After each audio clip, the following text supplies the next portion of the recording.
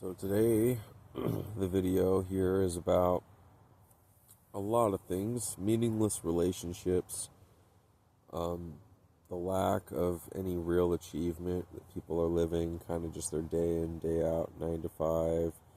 Most of the jobs they're working in, even if you're doing something like roofing or construction, are just kind of jobs where you're a replaceable cog in a machine. You're not really valued that much.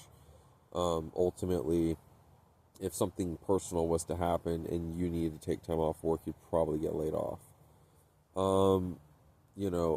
About dating, about single men, about homelessness, and a lot of things that we're going to kind of just jump in. So, the first thing I was saying is meaningless relationships. Now, in this life, you're not going to meet a lot of people that you get along with well.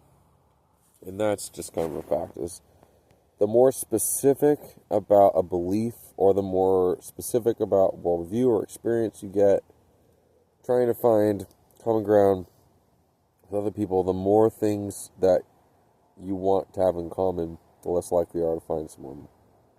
But when it comes to things like morals and ethics, right? Maybe responsibility, or looking out for yourself even, and not putting yourself in a position that can get you hurt. Trying to find people who are like-minded, especially virtuous, is hard in general. Then if you're homeless, like I am, that's going to make it even harder. There's a lot more drug addicts, desperate people, and I have schizophrenia, I guess. Maybe not. Maybe I just have brain damage from being force medicated from the age of 7. Or I'm like a shaman, and I perceive things alternatively. I've noticed that force medications make it so I can't feel my emotions like I normally do. They're just kind of blunted and not really there. I'm alive, like I'm in motions right now. I'm just going through it. But being homeless, which is the point of this part right here, makes it harder than ever. Because finding people with common values to you is being as hard as it can already be. But then if you want to make friends that are not like a drug addict, or you want to make friends who are going to make smart choices, it's way harder to find a homeless person like that. Smart choices is like kind of a generic ass statement, I guess, but to not put themselves into precarious positions. And I've noticed it's like worse with women than men. Being in bad positions that they kind of make happen for themselves, and always having problems that need to be solved. And, it's kind of frustrating when you've just gotten over it and then the next thing comes up. But people are got, real world issues. So let's say you really are, a hard worker, you're employed right now. You do something that's useful for society, as it's called. I'd say your value isn't in the money you make. It's in the connections you've got with people, and not like leverage. Because people forget connections is not supposed to be about leverage. It's supposed to be about a type of intimacy with other people. Even if you've got male friends, that you know them, and when they're having a hard day, you're going to pat them on the back and shit.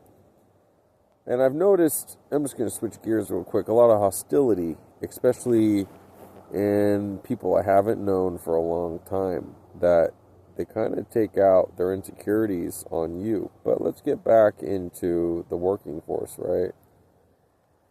You're a replaceable cog in a machine. You're disposable to your employer, and while you shouldn't be expected, you should just be able to get away with anything. The idea that if you really do need time to yourself, that you have to potentially lose your job to do that, and you could lose your house if you're not working for long enough. You're already going to have like extra money put away to do this. But what I've noticed is that we don't have enough time for ourselves in the modern life. We've got even like less time for friends. And it really just seems like we're kind of working towards nothing, right? If you were to say, like, I'm not trying to be a dick, like all the electricians who, and I respect electricians. I wanted to be one once. I studied electromechanics. All the electricians who got their degree or whatever and have memorized the codes necessary in order to follow the law to build things, or electrical wiring and telephony. Sometimes electricians are also network technicians, because it makes sense to lay like fiber optic around the same time you're putting in the electric for the house, just because you're already working in the walls and you might as well just be doing it while you're up there in the attic running the lines down. And this is a good thing. You're helping people, right? But if you were to say, like, what's your contribution to civilization, it'd probably be next to nothing. Arguing on the internet or even making these videos like I make is not contributing much. Like, let's say hypothetically, somehow this video becomes viral, it takes off, and there's just like 1 in 100 people recognize my face. Well, have I actually solved society's problems just by talking about them? Not really. So we live in a modern world. Maybe part of the problem is we're American, and we kind of do believe in the superstardom thing, where we can all achieve some like destiny that's manifestly beautiful and wonderful and powerful and awe-inspiring and things, and most people are going to live menial lives. And sure, there's a lesson to learn there, which is to be satisfied with where you're at. And I'm satisfied where I'm at. And that's hard for a lot of people. Look at me. Look at this room. Does this look like where you want to be in a fucking tent? Probably not. Can you accept it? I would hope you can accept it. Because it's a hard thing for me to accept what happened to me. I can accept where I'm at, because I know I didn't do anything wrong to be here. I've been trying to get work and I can't. I've been trying to make meaningful relationships, making new friends, and just can't. I've been trying to do anything other than write my book and have something useful in my life. And I've been writing, AI's been writing it. Little articles that I put on my Facebook. But it really doesn't mean much. If I was to, let's just say, if I had all the articles that I wrote and put on my Facebook and make a book out of it, okay? Even if I sold enough copies of the book to make money on, am I solving the world's problems, in particular when I'm using AI to write a commentary or to explain something or to kind of like affirm or not really prove, but like evidence an idea? Am I actually contributing to society? Not much. And I think that's something we all need to learn here. Like, okay, if we were to use an example from the manosphere is considered to be successful, Andrew Tate, for example. Well, what did he even do to become successful? He pretty much did like porn and male self-help, okay? And the male self-help is basically like lift yourself up and get your alpha male frame and all those things. And dude, if you want to think like that, you're a simple machine. And maybe that should be the next point in this video. The simple-mindedness that most people are at. When you're an intellectual, like I am, you live alone in your mind. Even if you talk to voices or ideas or something out there, aliens, I don't know. If you are an intellectual, you recognize that you are walking a lonely path. And if you're nonconformist, which I would say a lot of intellectuals are going to end up as nonconformists because it's a self-evident path. If you do the same thing that everyone else is doing, your impact is minimal. It's kind of like if I'm selling the same product that everyone else is selling. My market share of what I'm selling is probably low, unless I can undercut everybody. But like, let's just say everything was equally priced. because of its value on the market. Like, you know, a Bic lighter as a good example. If I get a Bic lighter, it's about $2.30 no matter which store I go to. I'm paying the same amount. Some stores will charge you a little more because that's just how they work. But the point I'm trying to really get at here is that we have sort of an existential dilemma. Not really a crisis. In some ways, especially with like a lot of young men being alone, not having any experience with women. You know, when I was young, and I was like 17, 18, 19, women weren't lining up for me, but I had plenty of opportunities. And like, I've had enough sex in my life that I could have had children if I had the money for it. And if my ex-girlfriend wasn't having secret abortions and pressuring me to not have children with her and shit. But, just give me a second here. I feel like we're revolving around like a sinkhole. We're all going to get sucked into it. We got some really good swimmers, man. These swimmers are right at the edge of the sinkhole. And they like staying out of the main sucking down. And they're not in the water, but they're going to get tired. And eventually they will get sucked up in it. It's the end of their life, man. You got some people fighting hard. It seems like we're going nowhere with it. Where does our civilization land? Like if we could take all of the sum of human effort and plot a coordinate that it pointed towards, or a number of dimensions that each coordinate pointed in, where does it land us, or where does it take us? Because it's looking like more and more now with AI that it's being shoved on us, and I use it, so I actually know a little bit from experience the allure. It's very easy to use AI. It doesn't require you to do a lot of work to find what you're looking for. You can massage it to tell you what you want to hear. And it seems kind of like everyone's new favorite toy. With maybe the exception of the homeless, which is mainly an accessibility thing because of like getting electricity and a phone and service and stuff. Although I can manage, I'm on Social Security because of schizophrenia, which is kind of funny because I don't know if I even have schizophrenia or not. I'm being force medicated for it, but like I'm not really allowed to say certain things because of what happens if it gets discovered. But let's just say the medication doesn't do what they want it to do, except for maybe two things. It keeps you quiet and it keeps you docile. So it's going to make it so you don't want to say when you want to say something. It's going to make it so you don't want to act when you would normally act on something. And also your emotions are kind of just like numb. So like today, I really did feel sad, like I wanted to cry. And then I just couldn't bring myself to it. I just couldn't feel it. I don't know. It could be a combination of things. I did just start, for example, a new medical routine, sort of a nutraceutical.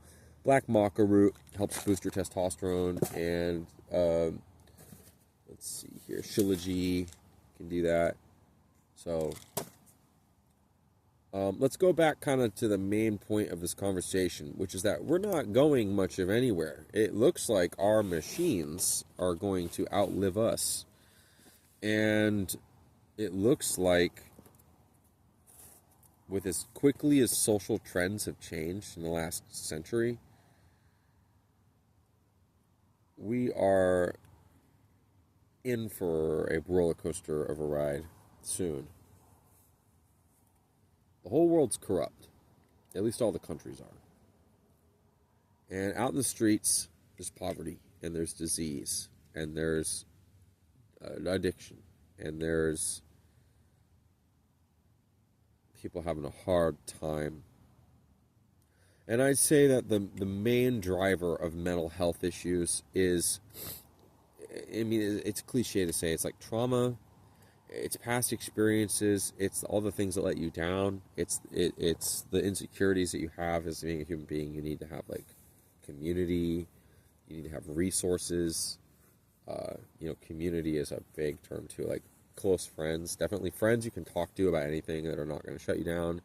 They're going to encourage and they're going to work towards something, and that conversation isn't just going to be like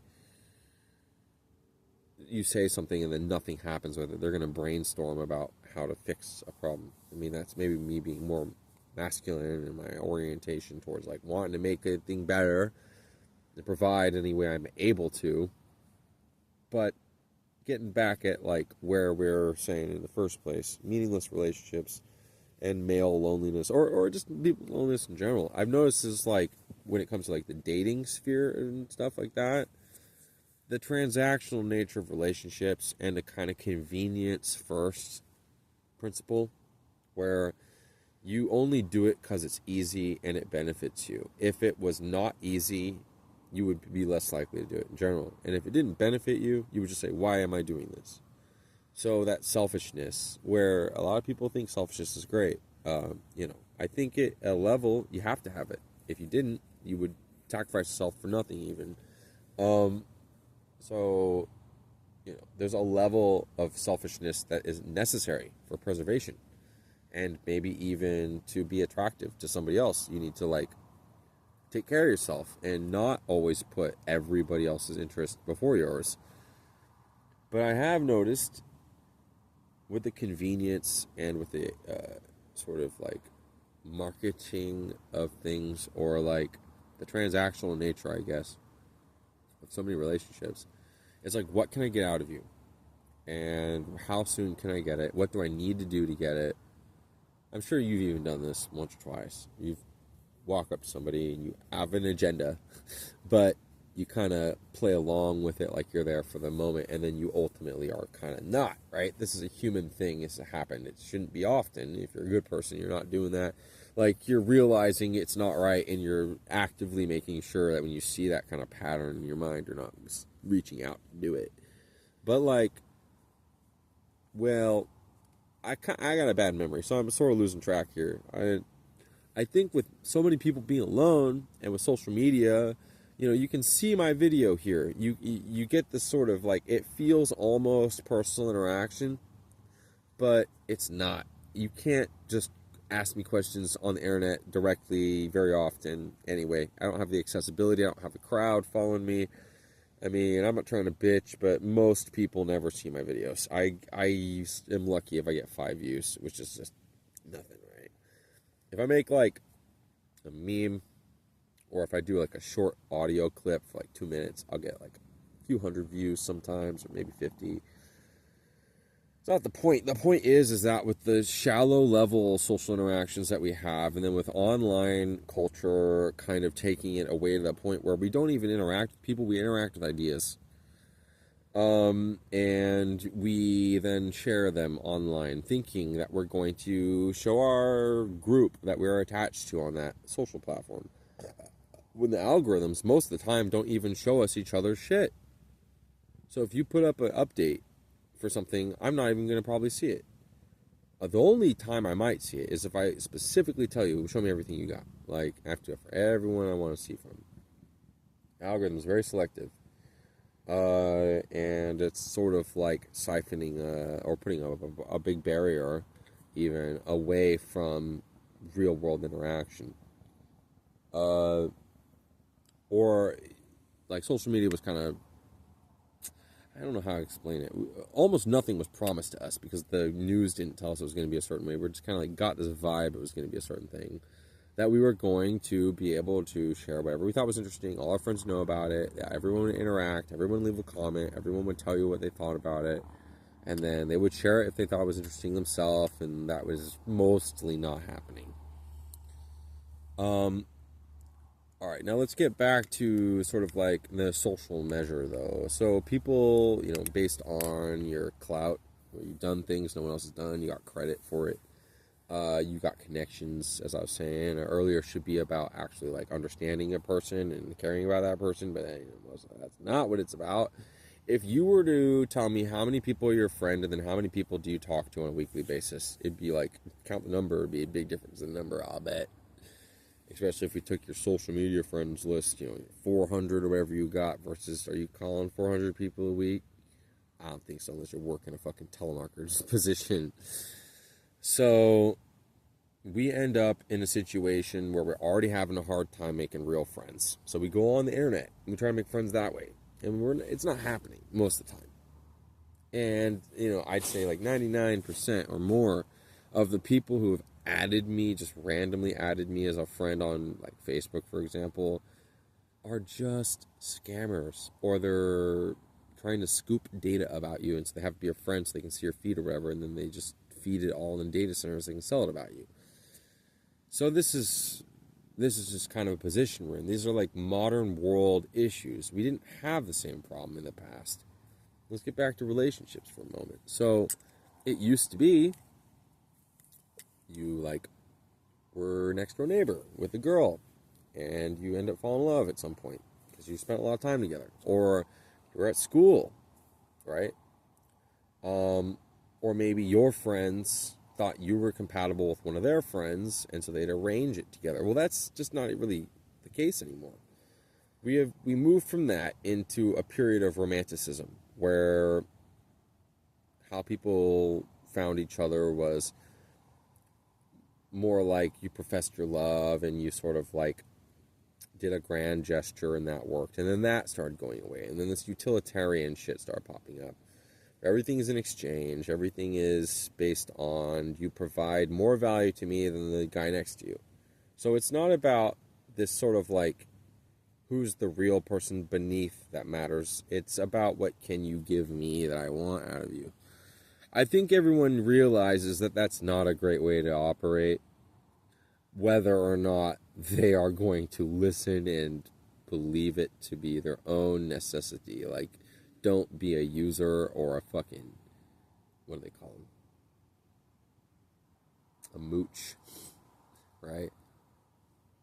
So we have the case where we're getting less meaningful relationships. The relationships we do have are more about using us. If you're trying to find a partner, there's just these things about common ground that are harder to get. Did that person have a virtue? Were the people they're with, were they selective about their partners, or did they kind of just have low standards? Or not even low standards, but bad standards, which I think is something else that needs to be talked about. Because there are plenty of people who have lots of standards, they're just bad standards, right? And so they can be high standards that are bad standards. So the standards that nobody should have to live up to. And this is what these people run as their daily measure you by, who you are, what your value, what your worth is. When people, for example, see me laying on the sidewalk on top of my backpack listening to music, they assume a few things. I'm worthless, fucking slacker, doesn't want to do shit. Even though I wrote a constitution for 14 years that benefits all of humankind. And I'm not getting paid for it. So there's that issue, right? Then they see the music playing, or they listen to music playing. They see that I got my attachments, my military gear, I wear them. And they go, if he can afford that, why is he homeless? Then they might be like, oh, he's probably on public welfare. And then they go, that is not a proper use of public welfare, because I eventually spent $160 on speakers, or like 130 or close to it on my vest. Well, all that shit I put to good use all the time. The speakers are for morale.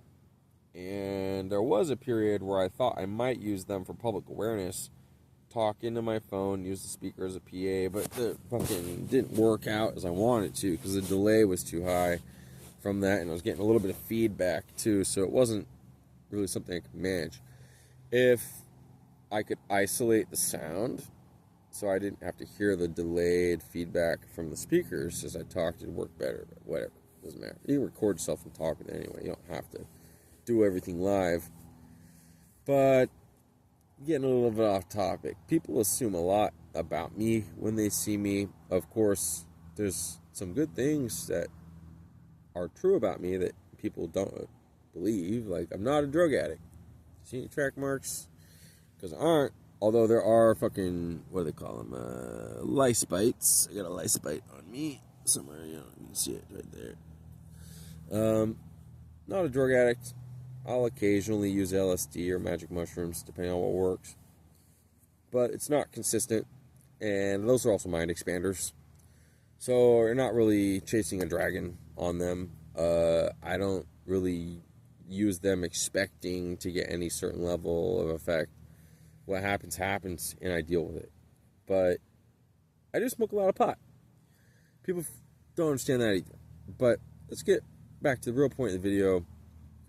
If we are spending less and less time with each other these days, and you got your life, man, you're busy, right? You got your 9 to 5, you've got your exercises you got to do, going to the gym, you got to do your shopping, and, take care of the house. So at the end of the day, you only got a couple hours, maybe a daily, or 1 or 2 hours daily, or you maybe got like 5 or 6 hours a week to really spend on yourself or on other things like your family. So like, let's get all these issues are popping up in my mind. The cost of living is fucking high.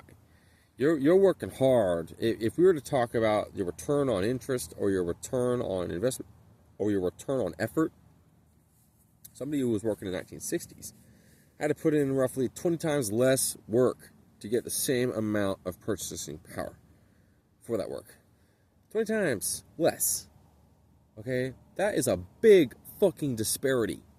So when we hear, especially from the older generation, that we're not working hard enough or that it's our fault that we wanted to get a coffee or something because we're trying to enjoy our life and not be like always, oh, I just got to drink water because it's cheaper. Water's good for you, honestly. But there are things that are kind of better for you than water, like coconut liquid, whatever you want to call it. Coconut water, right? Coconut water is one of the best things you can drink. I'm not going to say it's better for you than water, but it's good for you, and it is considered like a reasonable alternative to water, not every day forever. Milk is a good example, okay, of something that it might be, in the context, healthier for you than water because it has nutrients. Water is pretty much bare bones. It's got minerals sometimes. That's it. Well, I mean, we prefer it that way. It's going to have contaminants like little bacteria and funguses and shit, but whatever, prozo, I don't care.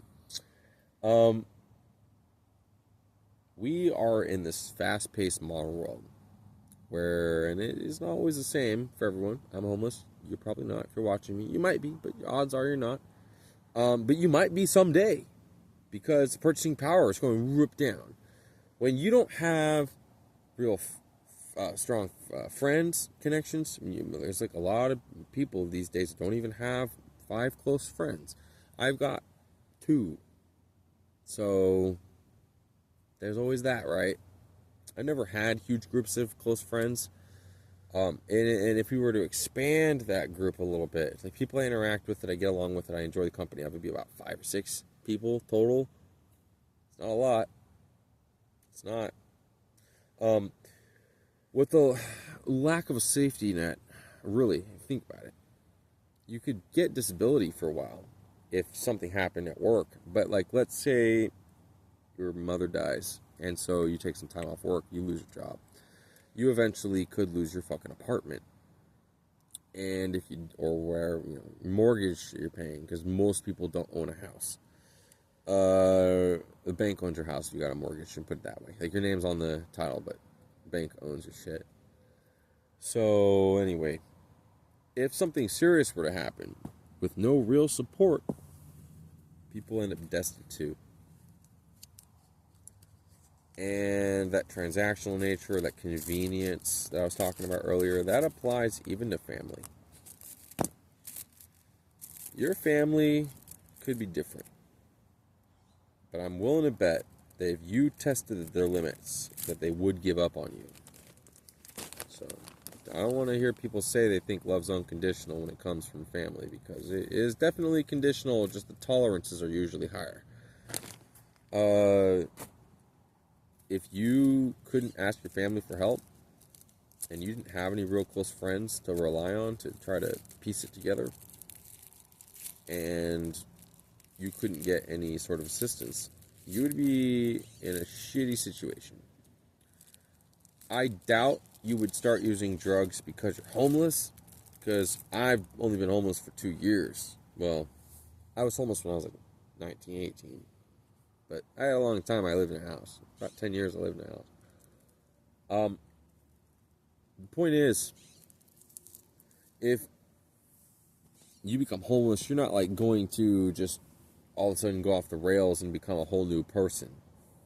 But when you get desperate, you've got nothing. And when you've been told to always do the right thing and you do it anyway, even though it's hard, and you're asking, some business, do you got any leftover food you're about to get rid of? And they usually are like, no, we can't help you. It's not lawful, or whatever they say. You start thinking about things like stealing. Like, I don't steal, but I'd say that if I am actually very, legitimately hungry, and I am not getting enough food in a day, and I'm to steal, a regular food item, not like some fancy expensive thing, but just like an orange, it would be a problem, like a big problem even. But yet, it's such a small thing to need, right? Well, the world's pretty cruel. It doesn't care about you. It doesn't care about what you're going through. Most people don't even want to help. And then the ones that say they want to help, it's what they actually do that matters. So there are two main, I'll call them institutions, that have been helping the homeless in town. There's the churches, and then there is the food bread line thing that's like a county bread line that feeds you lunch. Well, if it wasn't for the churches and the county food system, life would be so not worth living, I would have killed myself by now. Seriously. I was starving every day, not being able to know if I'm going to get enough to eat. I would fucking have killed myself. And I get Social Security. I don't live for it. That's what I have to deal with. And by the way, I am owed tens of millions of dollars for having almost been murdered in my house. Never got $1 for it. Right? So, you want to talk about social insurance, your civilization owes me a lot of money. It owes me a lot of shit even, which all I can seem to do is get shit for it. But we're not going to go on about that. If you want to read my Constitution, that's on you. You need to look up my feed if you do get this video, and then you need to start going through it if you're interested in anything like that.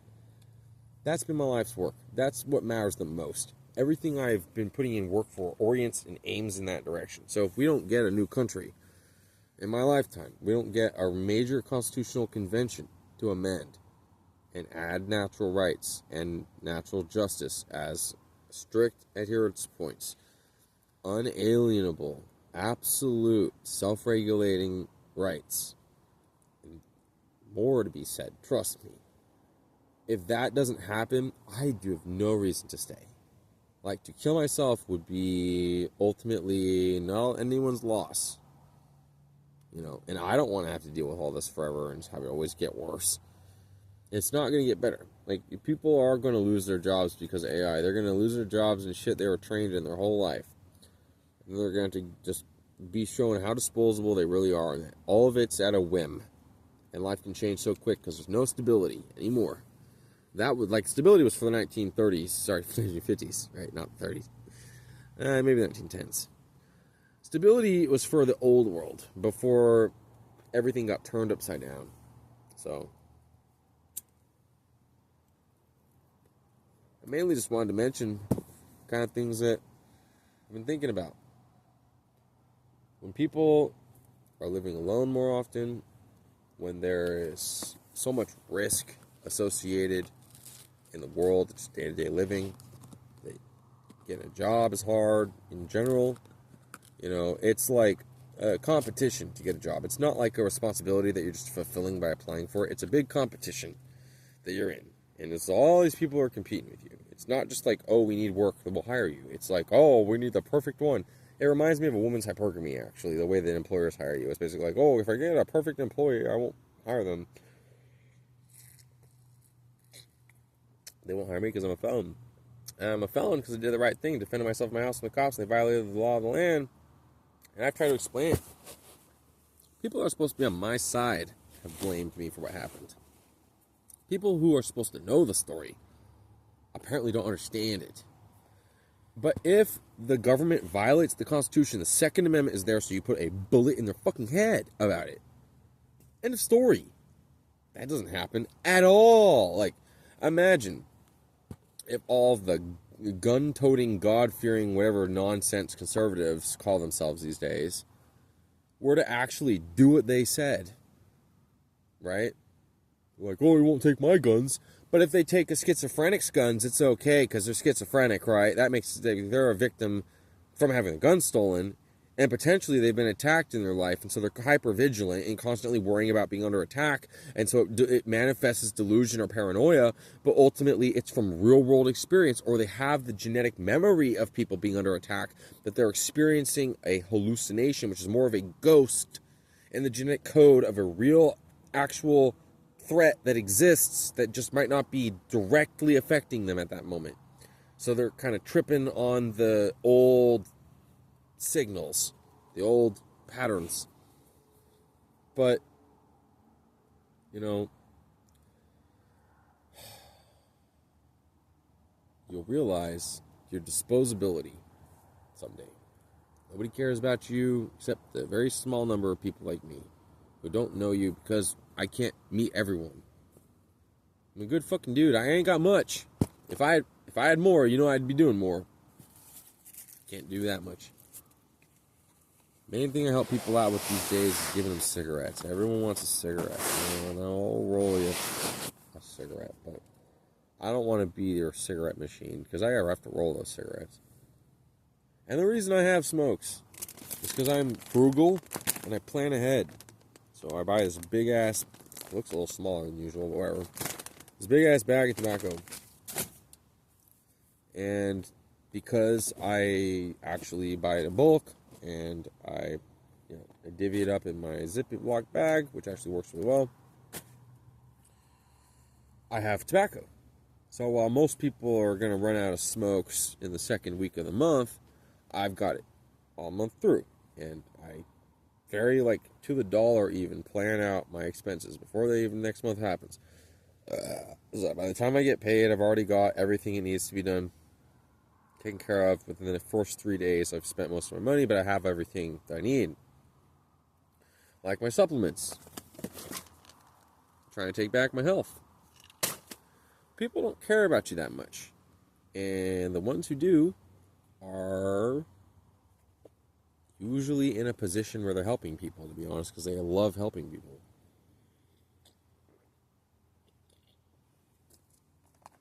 I'm an atheist, but I think the church does really good things. One of the most important things the church does is help the destitute. And with a smile. It matters a lot to me. Okay. So, I'm sorry the world is so empty and devoid of kindness. That's the way it is. I don't want to be mean to you, but I'm going to say things sometimes that will come across a certain way. Like, most people will only care about you as far as it is something in their power to get from you what they want, or to not do a thing that they do not want. When it comes time to you, you will very rarely be treasured for who you are. You know? And then it's like a nice thing to say to a stranger, I treasure you, but treasure how? You don't even know the person. How can you treasure them? How are they a gift to you? You know? How do you feel like it's so good you know them? And to be honest, man, given the way I'm treated and given the shit, like, I suppose I do prefer to not be approached, mainly because people are always trying to get shit out of me. But it'd kind of be nice every once in a while for a stranger to just like strike up conversation. This happens rarely. It does, but it rarely happens for me. Strike up conversation, have a normal conversation, talk about any fucking thing that's going on, and then like either leave or hang out even more and invite them to lunch. If I had money in my pocket, I would be inviting more strangers to come with me to lunch. Let's have a talk. What is your deal? What do you like to do in this life that makes you feel like you have a value? So maybe that is the solution, I guess. Because they say your subconscious tries to work out all their problems and come up with solutions. So find what you can do that makes the world better, that you believe has personal value to you. For me, it's writing a constitution. Have a revolution, right? And then people make fun of me, especially on the internet. It's always worse on the internet. About how they're going to have a homeless revolution, and they mock me because I'm homeless. Like, I was writing this before I was homeless. People weren't mocking me back then. Well, some people were. They'd say that it was a crazy idea, that you could never make it happen. It was a delusion, even, that we could ever have a revolution and have a new constitution. Kind of like the Matrix hypothesis. I've been talking about it for 18 years now, more. It's 19 years. Since I was 14, I said I believe we might be in a simulation because I watched the actual Matrix and thought it might be real, that we're not real.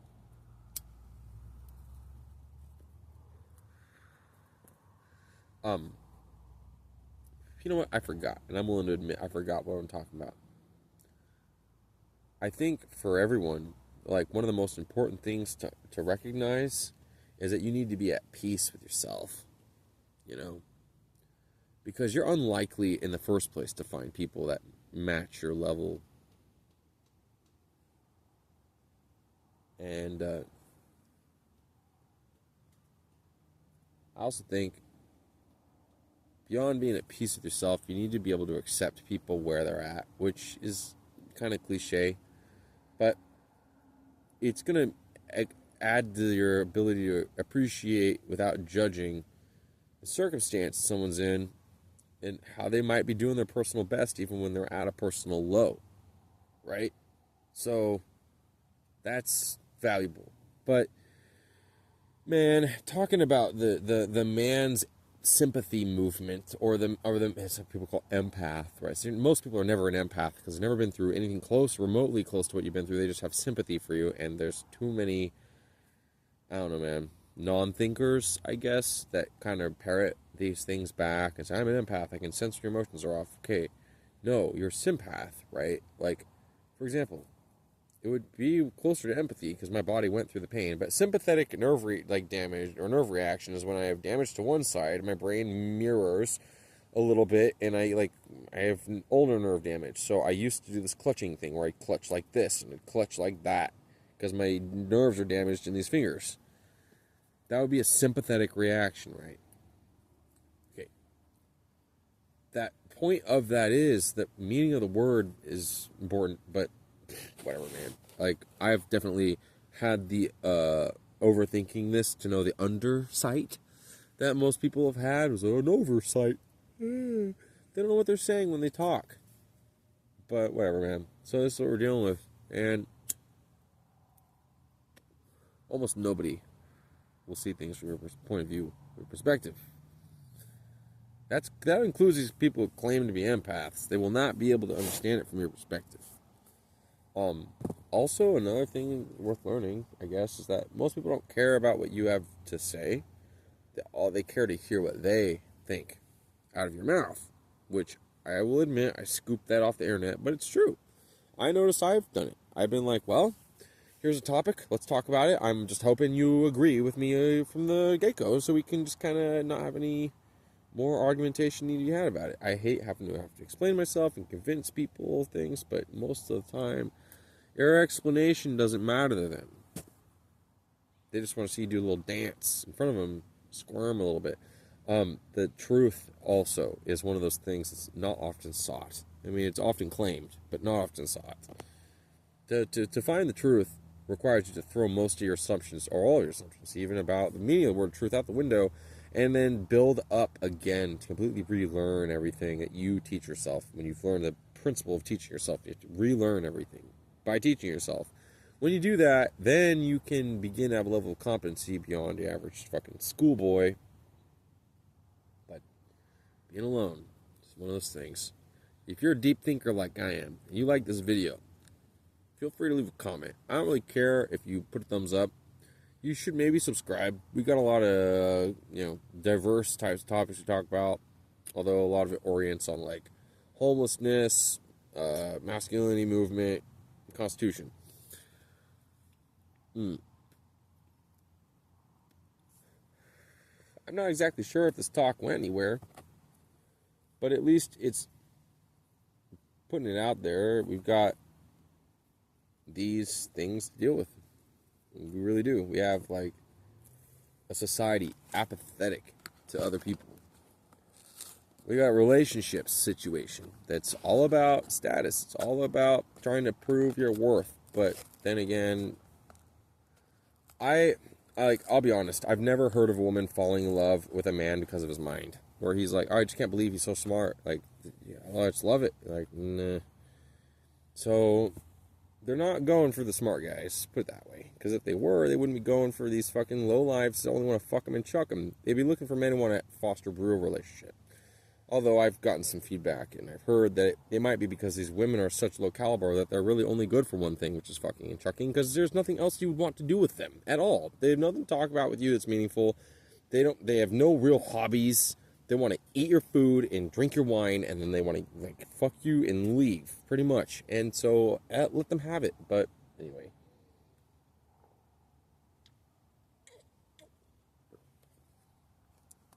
I'm not religious.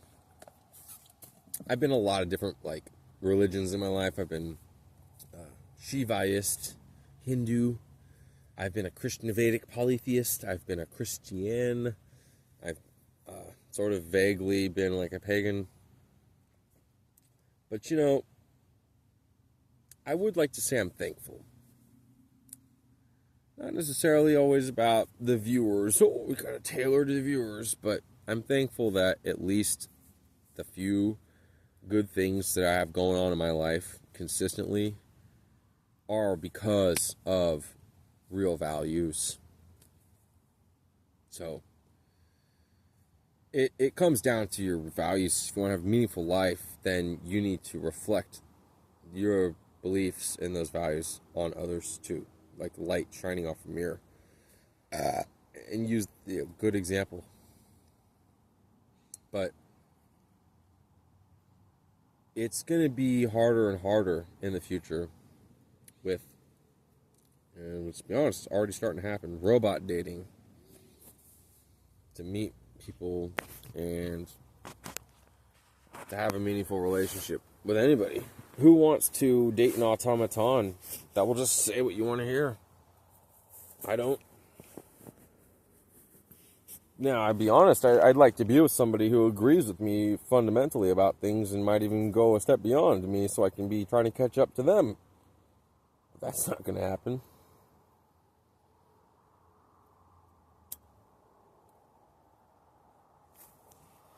So I don't believe we're here because God put us here.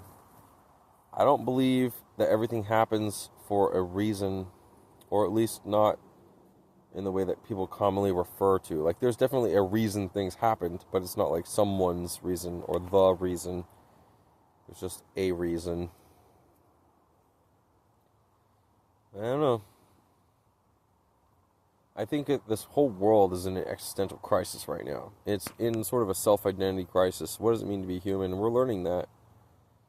That wasn't necessarily a question in the past because we didn't have all these things to challenge our humanity about it. I mean, there were philosophers who questioned what it means to be a man or questioned what it means to be a human being, but this sort of like, what are we as a human? Because we're creating this AI thing, and that is going to replace jobs and human interaction. It's gonna be your delivery boy soon. Like, packages will no longer be delivered by humans. Eventually, they really will. Everything be automated. When that happens, what is the place for human beings? Is it like, I extremely doubt we're just gonna live a life of ease, even though it's possible, because that will not make the greedy, evil version of capitalists, which does not say they're all bad, because I'm a capitalist, trust me. I'm an Ubuntu capitalist. I feel like, how can I be doing well and you're not? You gotta try to raise everyone's boat. But it's all about motive too. Are you making money because you're all about money, or are you making money to survive and then to also like help people, whether you're doing it through the quality of your products and the quality of your service, I guess, the pride you take in your service, giving service, or is it what's something else? So we got a lot of problems in this life, definitely. I barely scratched the surface, but kind of the common axis is greed and selfishness. I'd say most of the world's problems revolve around corruption. Is sort of a vague term too, but the greed and the selfishness, I think that because greed is connected to selfishness, but there are lots of other ways that you can be selfish, and I'd say that greed is more about having a lot of things. Selfish is about having things or having people be for me, and only because of my interest, right? So this is life, but if you can at least respect and appreciate, I'm trying to have these conversations. To be honest, the main reason I'm doing this is I'm not having these conversations with anyone else. And I'm doing the very thing I talked about, which is trying to reach through that social media to get a glimmer of, an interaction that makes me feel like I've connected with a human level with somebody. Ultimately, I'm chasing a wisp in the wind, right? It doesn't matter that much whether or not people reciprocate what I'm putting out there, because I've already noticed too few are going to wake up and too few are going to care in the first place. So we've already kind of been sorted out. I don't believe we have a destiny, but when we were born, we had a certain demeanor, and we grew up into that. We became who we are. We grew into who we are. But if you didn't get that little mental agitation, stir those brain cells up in your mom's womb when you were just a fetus, right? That made you question things and made you want to learn and have a virtue and courage and honor and a certain amount of modesty and go for the finer things in life without needing to eat caviar,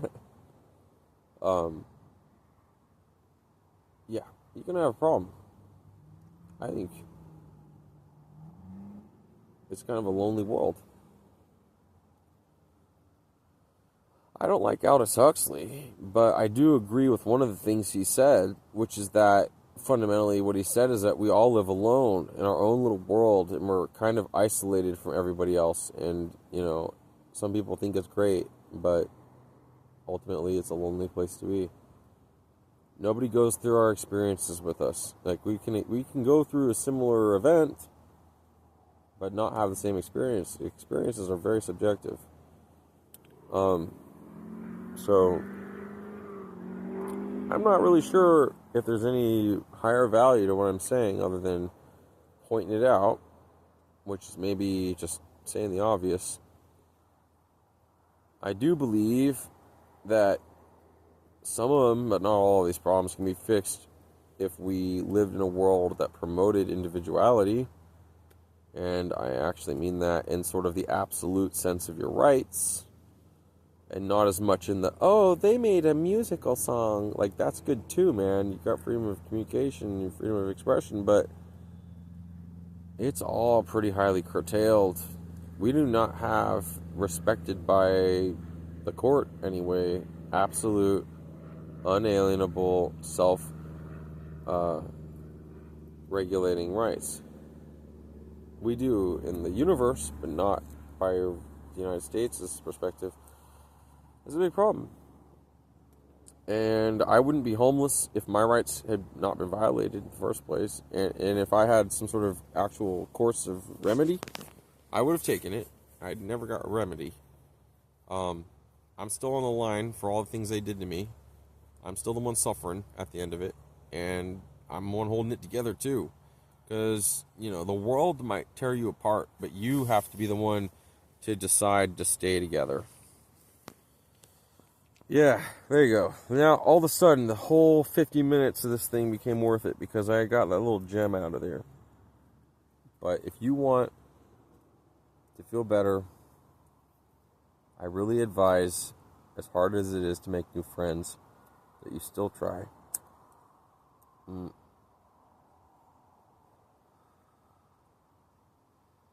And if you already have good friends, there's not really a great reason to add more of them. It just adds to the number of responsibilities you got.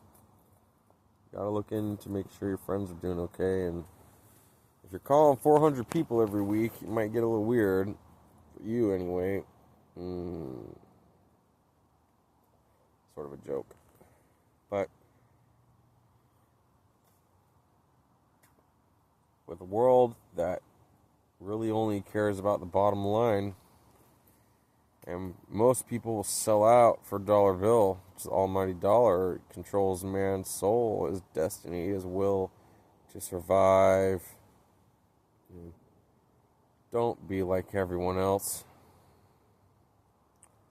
Do what you love, not what you're told, right?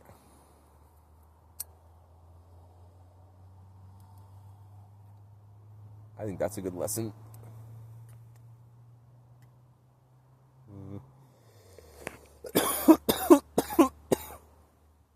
But, one step at a time or something. If we end up fixing this, it's going to require there be an entire social shift. There's going to need to be, like, the same way that Me Too is a recognizable movement, there's going to need to be a sympathy and a deep connections movement that focuses on taking away the superficiality of everyday interactions and actually plugging in and getting to know the people you associate with, whether that's your barista or your bus driver, and let them know how you feel about what they do for you, how it makes your day better, and get specific about those details. Like you say, it's your barista makes your coffee. Say, it really just is a comfort to be able to have something that tastes great, and I appreciate you making it for me, or whatever that is. But instead of just saying thank you, try to go into detail about why you're saying thank you. What is it giving to you that makes you feel happy about it? Because I think that is a part of this meaningful relationship movement, which if we're talking about, like, what does society need, one of the most important things, other than a revolution based on natural rights and shit, is a meaningful relationships movement about every relationship, whether that's with people you barely ever know and see, or, like, you need to be trying to plug in to these people somehow.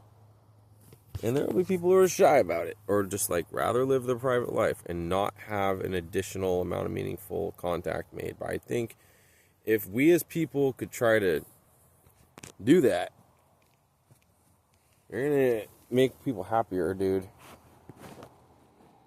If you can explain, if you can articulate what it is that somebody who helped you did that made your life better, to the person who did it, that makes them feel a sense of accomplishment.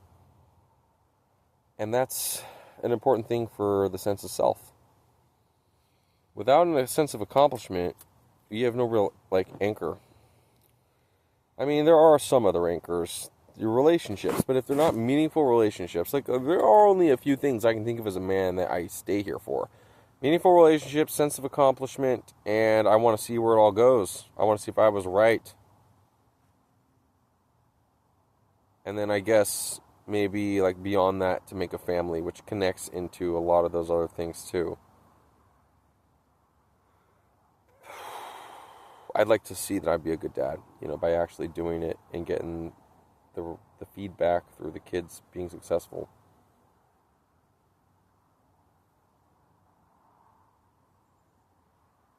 So what do you want to do? When I tell you all of this,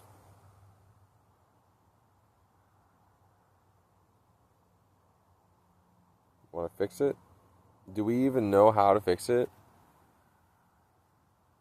Because we got a lot of meaningless relationships. We got a lot of, fucking transactional exchange shit. People are living for almost nothing. The cost of living is just getting out insane.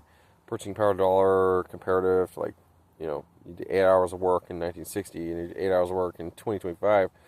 And how much you could actually buy with that is substantially lower, even though we have all of these modern surpluses available through the technology and the interconnectedness of everything. So it seems to me like backs are going to start breaking more than ever. And I had a friend who told me, you're homeless, I rent an apartment. The only thing that stands between me being the position that you're in is me keeping my job and not getting fired. And if they got fired, they might be able to get hired in time and not lose their apartment and work even harder to make up for the time they weren't working. But I think at the end of the day, we're working ourselves to tears for nothing. Most people will not even own their house. The bank will own it. By the time they're like 70 or maybe young as 50, they'll finally own their house after half or more of their life has gone by, just for this basic security that most people had accessible to them back in the 1940s. So that's a hell of a fucking realization. You work for next to nothing, getting pretty much nowhere. Should you be proud that you worked? Yeah, I mean, at a certain degree, you still had the willingness to do all that for next to nothing. But I think it also does prove people are willing to sell themselves short just because they were told that's the only way to do things and that there is no other option. So you're still going to have to work, obviously. And I don't know that many people who don't work. Even the homeless are working to survive. It's just a different type of work. It's a lot more on foot. It's a lot less payoff. It's a lot more poor. I write, or I was a writer. I kind of stopped writing. I use AI to do it now. Mainly because I'm trying to get people to engage with me on social media, because it's like this latch. You feel like, oh, if you get feedback from it, the more people give you a thumbs up, the better you did, and try to aim at some goal. But, yeah, whatever. It's just clout chasing at the end of the day, or credit, or fucking recognition, which is probably just a part of being a human being. We feel inadequate, so we try to make up for it some way, and that sometimes, because it can get good attention, we get a little hooked on the dopamine. Or something. I mean, yeah, I don't like to be cliche and shit, but I do think it resonates. So, this life is not what we were sold as children. We didn't keep most of our friends from high school. You might know 4 or 5 of them these days. Seems like we were working for nothing, and we all end up in a pine box to be burnt to ashes. If you get a real burial for your funeral, that is fucking rare, too. And that used to be pretty common. It was considered a dishonor in most cultures to deface a body after it died. And you're supposed to lay it to rest in a tomb and shit. Anyway, this is our life now. We work for next to nothing to go now pretty much nowhere. But somebody is controlling our society. And they don't mind all this happening because it ultimately doesn't make them any worse off. Right? So it might not be that every bad thing that happens to us makes them better off, and that's why it happens, but it certainly makes them no more worse off, or it wouldn't be happening. So we can name any number of disparities or any number of crimes the government has committed against the people, and ultimately, if it doesn't serve the elite, as long as it doesn't detriment the elite, it's allowed to stand, it's allowed to continue, it's allowed to be tried, it's allowed to be operated. And this social destruction and the AI replacement of people and being shoved down our throats. Did you notice all the AI generated ads, all the ads trying to sell you AI, all of the fucking, in the media, people talking about AI, it's in the newspaper, oh, AI wanted to copy itself out of a container in a controlled test where they gave it very specific parameters that had to operate out of, and those were the only choices, so it used those under the pretense of survival.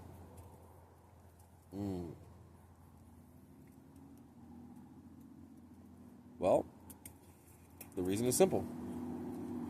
They want you to get used to AI everywhere for what they're going to use it for, which is control.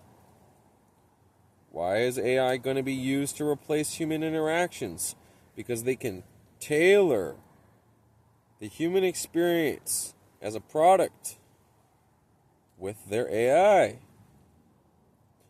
And they will be able to control people's minds even.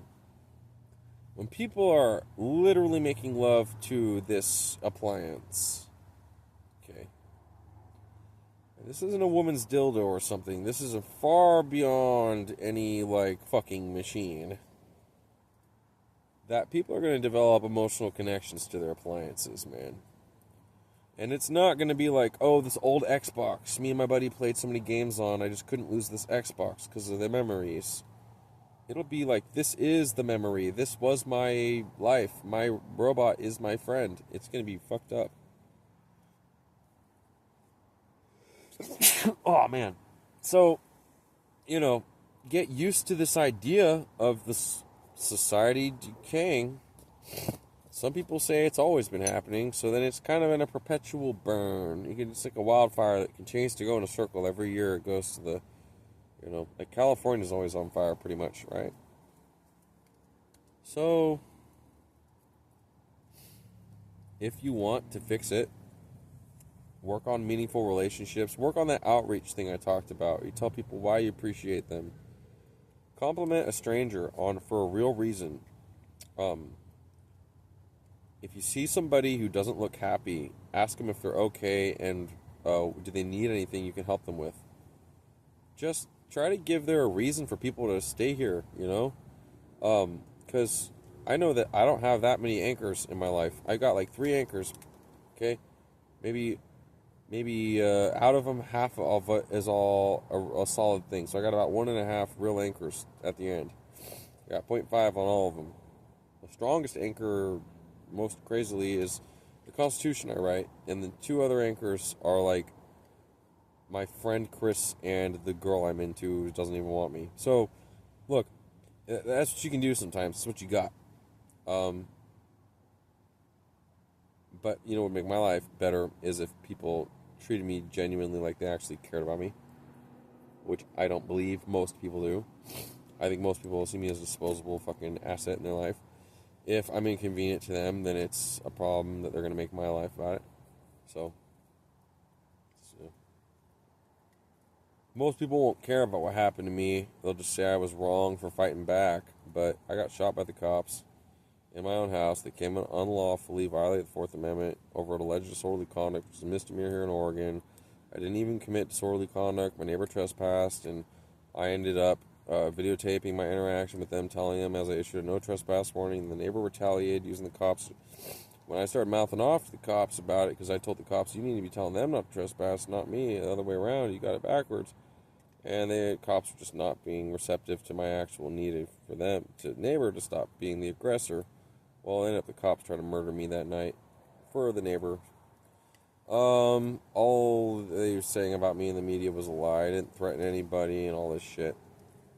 I had it all on video even, and I'm planning on releasing it, actually.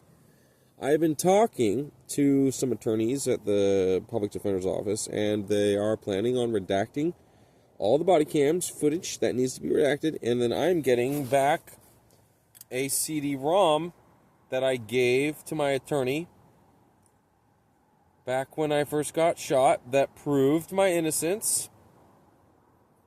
And I'm going to be working on a project soon that might as well be called the Alexander Konnoff Innocence Project. So we'll be proving our worth, our value, all of that. I hope to video edit some of it to make a coherent stream to watch. And then I will be pausing and commentating on it. which will probably make like a 4-hour-long video by the end of that. So there's, the small goals in life. But you have to work in order to get resources to survive. And even if you're not working for resources to survive, somebody worked for those resources. But the fact that most people are not even able to get enough to make it ahead, or to stop needing to struggle so much in order to survive, I think shows that the system never cared about you. And it's looking more and more like most people, I'm not willing to paint with such a broad brush and say no people, but most people don't care about you either. So the system is operated by people. They don't care. The system doesn't care. If you're made to suffer, who is going to come to your aid? Right? You say, my family will, my friends will. And then when the government's making you suffer, who's going to stop them? Are you so courageous? There have been a few, I'm included as one of them, who fucking stand directly up, and I got the battle scars to prove it. You see that arm's barely moving? See the bend in that arm? That's as much as it bends, dude. So, there's that. Enough's enough. At a certain point in time, you got to consider, what are you willing to do about it? Are you going to let a number of small things slide, since none of them are so big to inflame your passion? It really does seem like death by 1,000 cuts. The coward dies 1,000 deaths, but the valiant die only once. Well, how much does it matter to you? Because these issues I've been talking about in this video are just one small little slice of all the potential things that we could be talking about. I feel like making this video is mainly about trying to brainstorm a solution to the world's problems. It's not necessarily got a point. But if there was a point, the point would be, it's bad everywhere, man. And it doesn't look like it's getting better. And so you got to do it for yourself, unfortunately, which is the problem, right?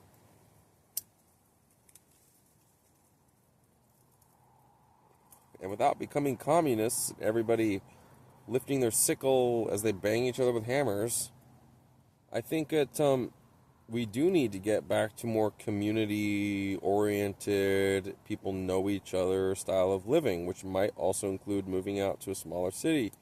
If you're not going to get hunted out there by whatever crazy forces are potentially stalking after you, which there are. There definitely are, dude. There are evil people. I don't believe in demons. I'd say that there is a functional equivalent to a demon, which is an evil, haunted person. They're evil and they're haunted by their crimes. And that makes them not able to live with themselves and lose their motivation to try to do anything right. And so they just kind of go out of their way to be as much of a problem as they can be until they're finally dealt with. At some point in time, they will be. But anyway.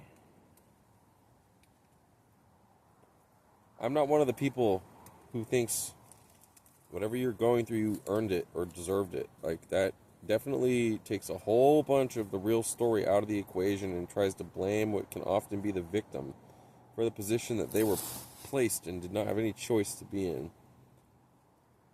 On the other end, I think when people are not making an active effort to improve their situation, and when their situation stays the same or continues to get worse, it is their fault. And you do not need to, make $1 million and all this other shit to be successful. I consider myself successful, even though I was dehoused and had all my property stolen. I'm crippled and, fucking getting force injected. I'm a felon now. I consider myself successful for one real reason. That Constitution I wrote never stopped. And by the time they attacked me, I had even more passion to finish it and get it perfect. What was once a hobby became a means of survival. And that's why you get that fucking quality of work out of it. That, a labor of love, man, a passion of mine to write a perfect constitution. If there was ever a perfect constitution that was written that covered every possible thing reasonably government should be expected to be connected to, I did it, dude. It's over. It's finished. Like, it's the last renaissance. AI and androids, and cyborgs, and all this other shit's coming in our future. It's already, some of it's here. That's been dealt with. It's no longer a worry. It's no longer an anxiety of mine. Oh, I didn't finish the Constitution. It's finished. The little bit that I end up doing on it is not really necessary. It's only done because it's like a piece of art that I want to look perfect. So, I'm the artist who wrote the Constitution. I think if more people could learn from what I did and maybe write their own constitution, like one of my lovers had told me. My lover, once she said that everybody should write their own constitution. I agree with her. She's pretty cool, and we didn't agree about everything. She hated guns. She's Australian, though, or brainwashed Australian.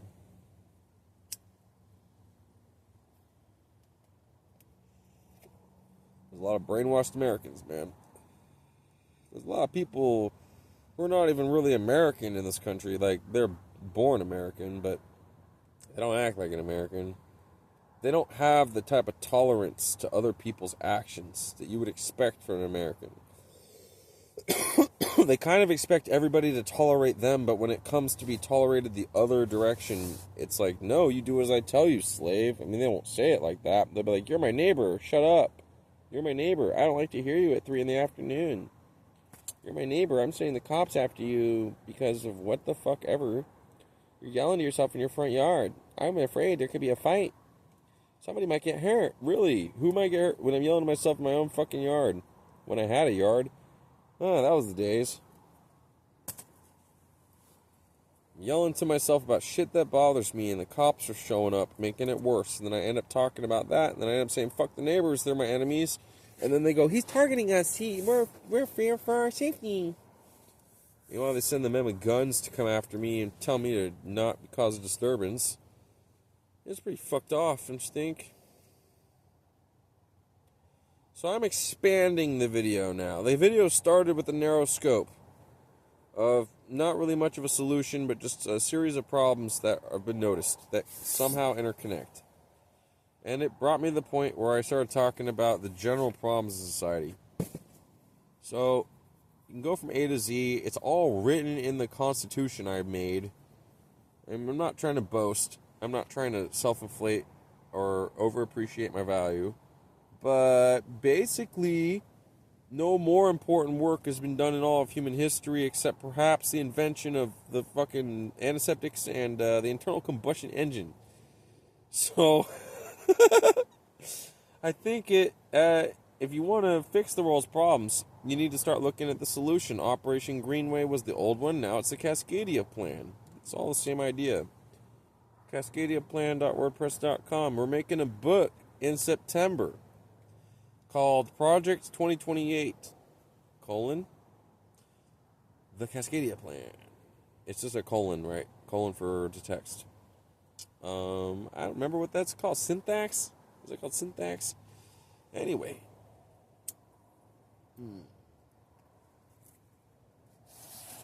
So, the world, right?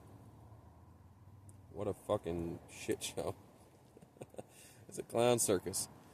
I think one of the saddest things about it is we kept telling people the whole time. Most of them would mock us and they wouldn't listen.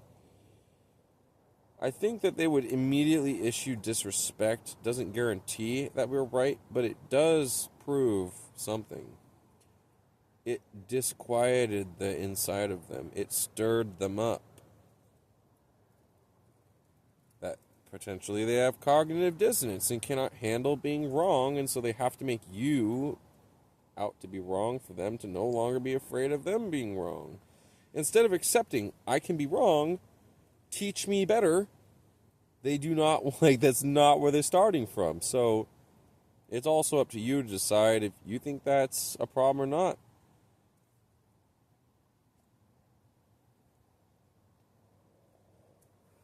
Well, we did get a partial legalization of marijuana. After 70 years, how long did it take? A long time. Trying to do the math. It took like 60 years for them to legalize weed after it was made illegal. Something like that. Or is in the vicinity of that. Well, bad policy. What's the shelf life of that? Isn't that what's his name? The guy from Fish? I forgot his name. He said something like that in his song Marijuana. I listened to that when I was 14 because I first started using weed when I was 14. I think that if there was one thing I started doing when I was 14, it was the most important that all my life pivoted on. It was smoking weed because that's where I made certain friends. My friend who questioned me, he said, "What do you think it means to be an American citizen? What do you think it means that we have a constitution? What do you think it means that you can vote?" He asked me that when I was 14. He was like 17 at the time. And if I had not been a fucking pothead who dropped out of high school and kind of spent my time focusing on my own personal interests, which is mostly academic, there is probably no way I'd be who I am today. I'd be way more unhappy. I would not have achieved my true purpose. Even if I'm not reaching all of my dreams, I'm still I'm attaining my purpose. My purpose is a sense of defiance. And the sense to defy them. You know who they are. I don't need to go with they. Yes, they.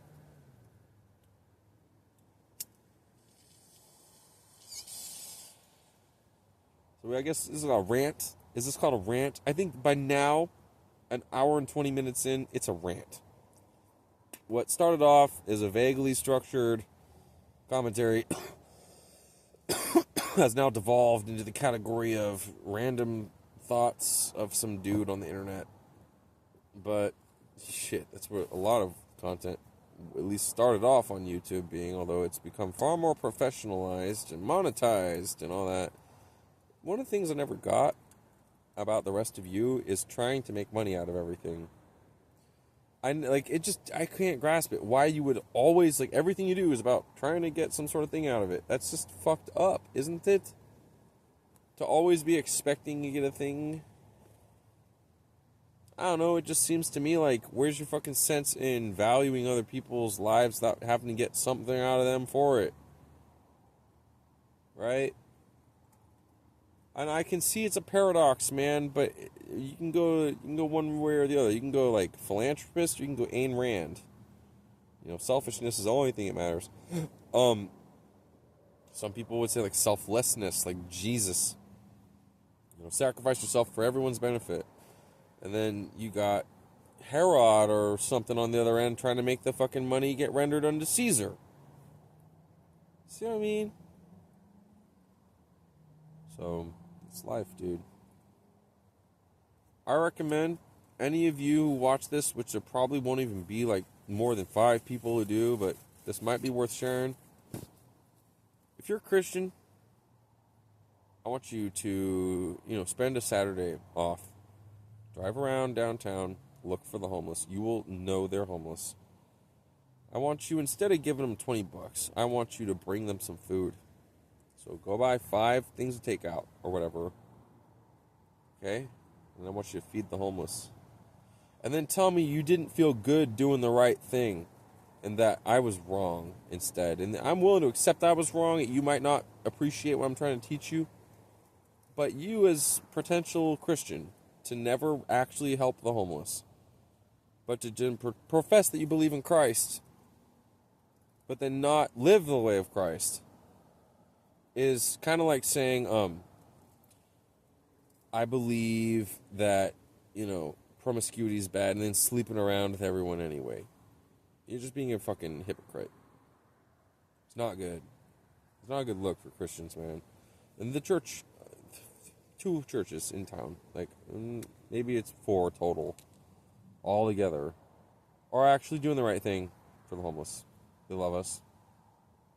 You know, they want us to be happy and healthy. And they give us a little comfort, like coffee.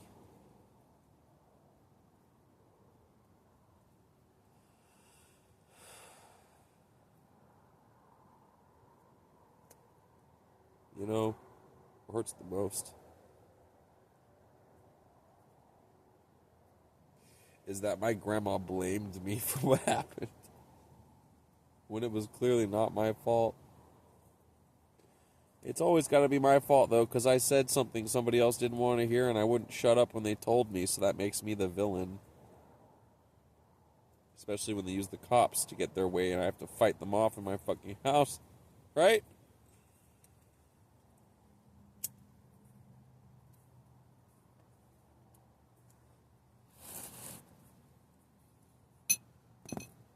I think alone is the better way to be safe.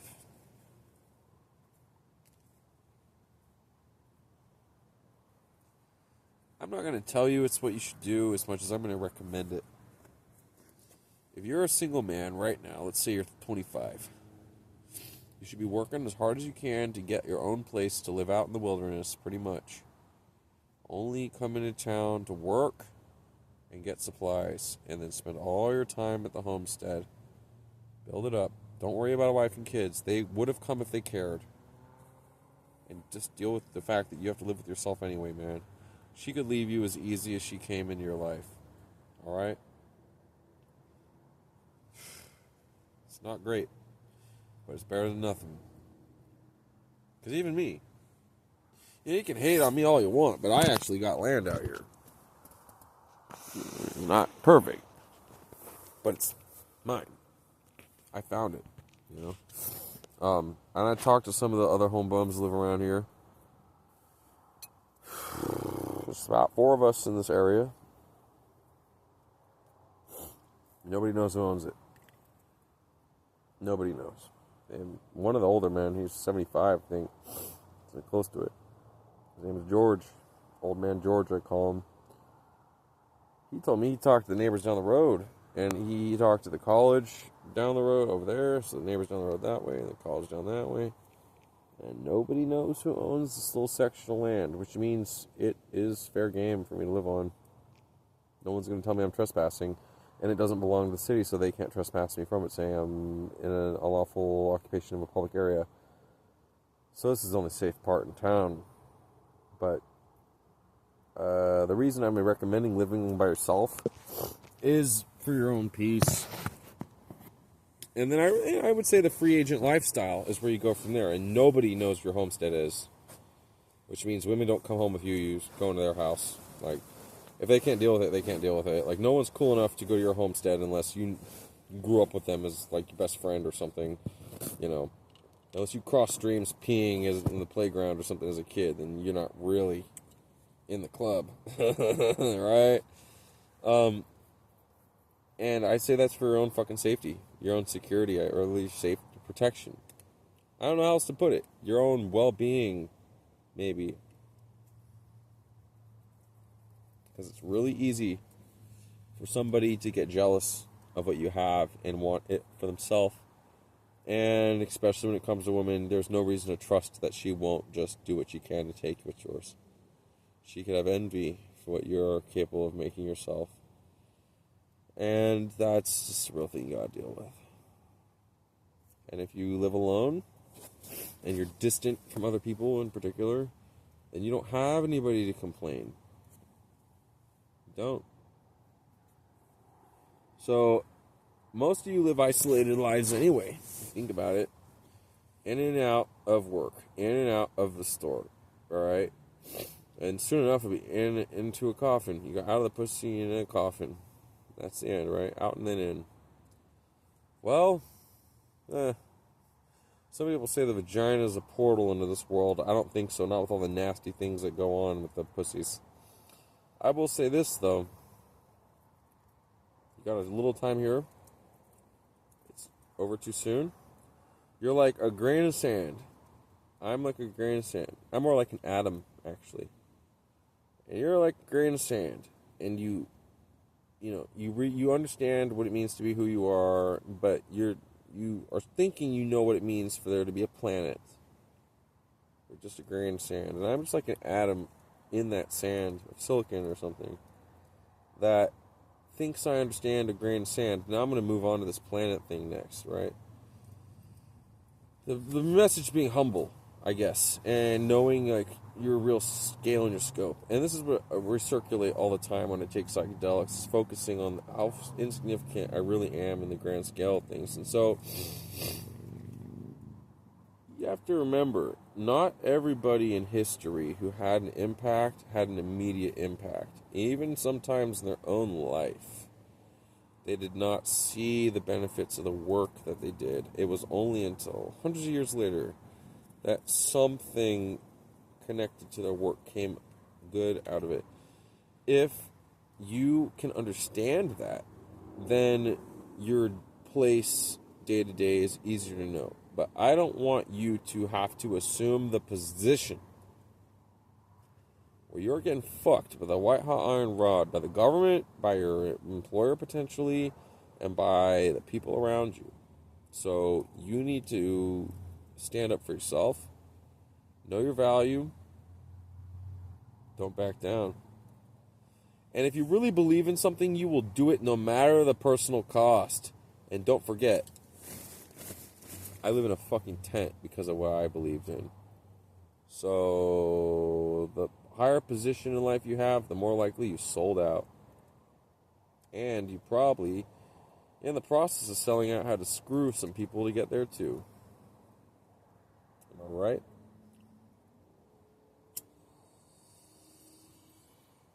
It's not always true though, right? Henry Ford, he helped his employees, he lifted everyone up, improved the quality of products, brought the cost of automobiles down. So I'm not going to be one of those people who just all or nothing about it. But because of the nuance, I need you to at least respect that I'm not like everyone else. Try to take what I say seriously. And I guess I will just sort of keep this shit running as long as I keep it online. Seems to me the worse things get, the more people complain, but I still don't see that much being done about it. Yeah, it's a problem. So, the Constitution is this thing that makes or breaks civilization. The Constitution is mainly about structuring governmental power. And some people would argue about enumerating the rights and lettering the rights of the people that restrict the power of government. But I believe the Constitution, other than laying down the essential powers of government, its purpose can also be used as a way to foster an amount of social cohesion, such as a common belief system, like the right to bear arms is good, right to speech, good, freedom of choice and religion, consciousness, good, autonomy of individuals, good, right to health, not to be detrimented by the state or by corporations or by others, good, such a large number of property rights, good, right, all this shit. And I did use rights as an example of that social cohesion. The reason is that people like the rights most of the time, except for some of the weirdo, false liberal, regressive, whatever the nonsense they're into.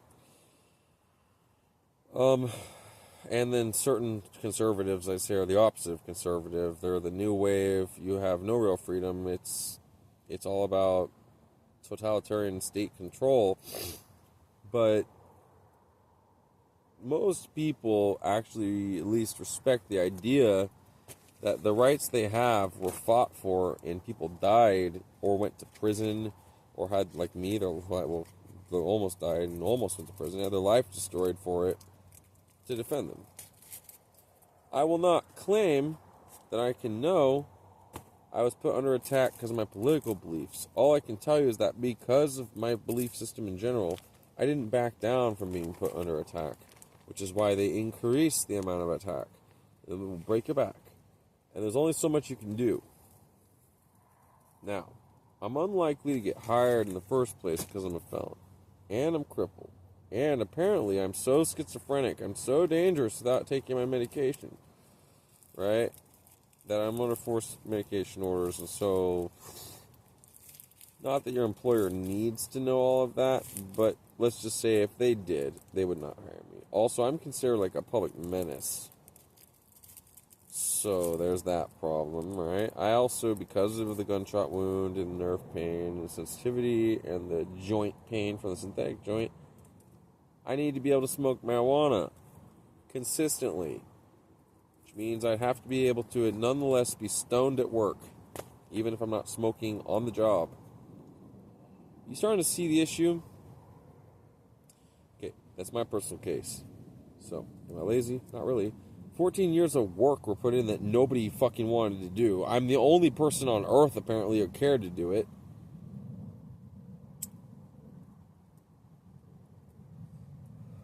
Because while it is true that there are people who have written constitutions before that are not the actual governments, they've written constitutions, like there's a woman who tried to rewrite the U.S. Constitution. Nobody has made an all-encompassing everything, including a Bill of Rights, that covers everything, fucking everything, right?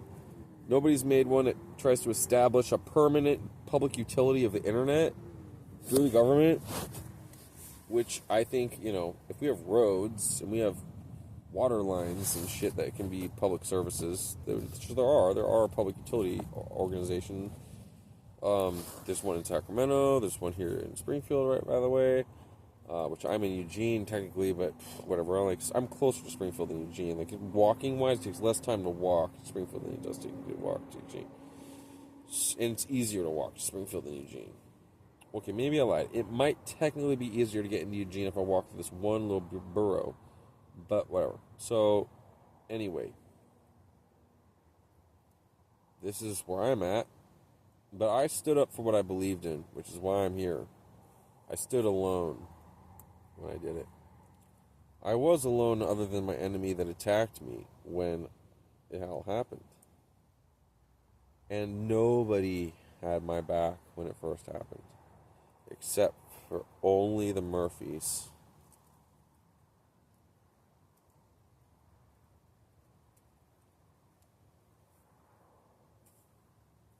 And my grandma Jan would claim she had my back, but when the going got tough, well, she got going. Tough love or whatever they call it. It's called being cold-hearted. So, meaningful relationships. I know the reason I talked about it is because I have next to none. Loneliness, well, it's because I got nobody at all. If I disappear from the surface of the earth, then it must have violated physics, because I would only be destroyed. I would not be fucking deleted.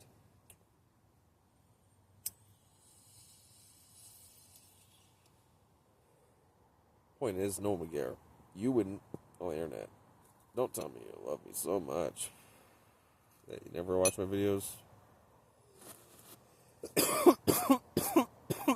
Odds are, statistics will say everyone checked out of this by the 10th minute.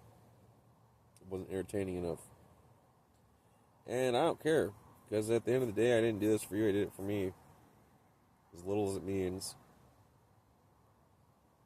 So, I even wrote the Constitution for me, dude. I did it because I thought it benefited everyone, but I knew that it benefited me. If everything in that Constitution got implemented, I would definitely have a job building guns. Better believe it. There's a market in that. Yeah, I'd be making guns. I'd be selling them.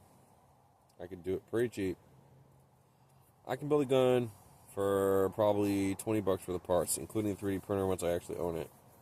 To get the extrusion, all that made, and then, work out the all the rest of the pieces. I could build a gun, at least a lower receiver, a functioning lower receiver for about $20, I'd say. My estimate is $20. I haven't actually looked into all the prices, but maybe the trigger will cost more because the trigger is a specifically engineered piece. Everything else there, I know I can put in myself. Easy 20. I can sell it for 150. Okay, that is 7 time markup, 7.5 time increase in the amount of money that I made. That's a good fucking threshold. Isn't that 650%? Something? 750%? Right. So, and I want to hear the bullshit people have to feed me that I'm lazy and don't want to work. Because I do want to work. I'm not able to get a job.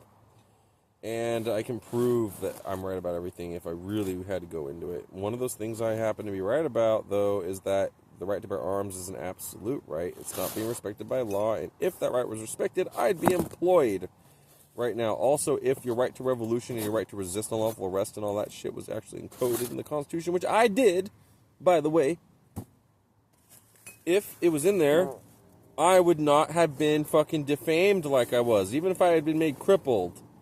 And it would have been more likely the cops would understand that they could be resisted, rightfully so, and care about doing their job more meticulously, which would have meant I never would have been hurt in the first place. Just had to get that out there.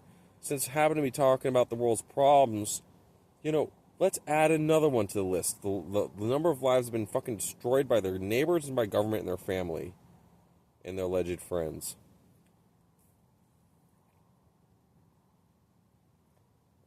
It's a huge number. Just add up all the fucking demo side. Government committed murder against the people in the 20th century alone. It's a lot. 100 million or something. A lot of people dead. Alright, and their neighbors were involved in that too. So add those neighbors to the list of fucking bad people out there, dude. Neighbors are a liability, just like friends.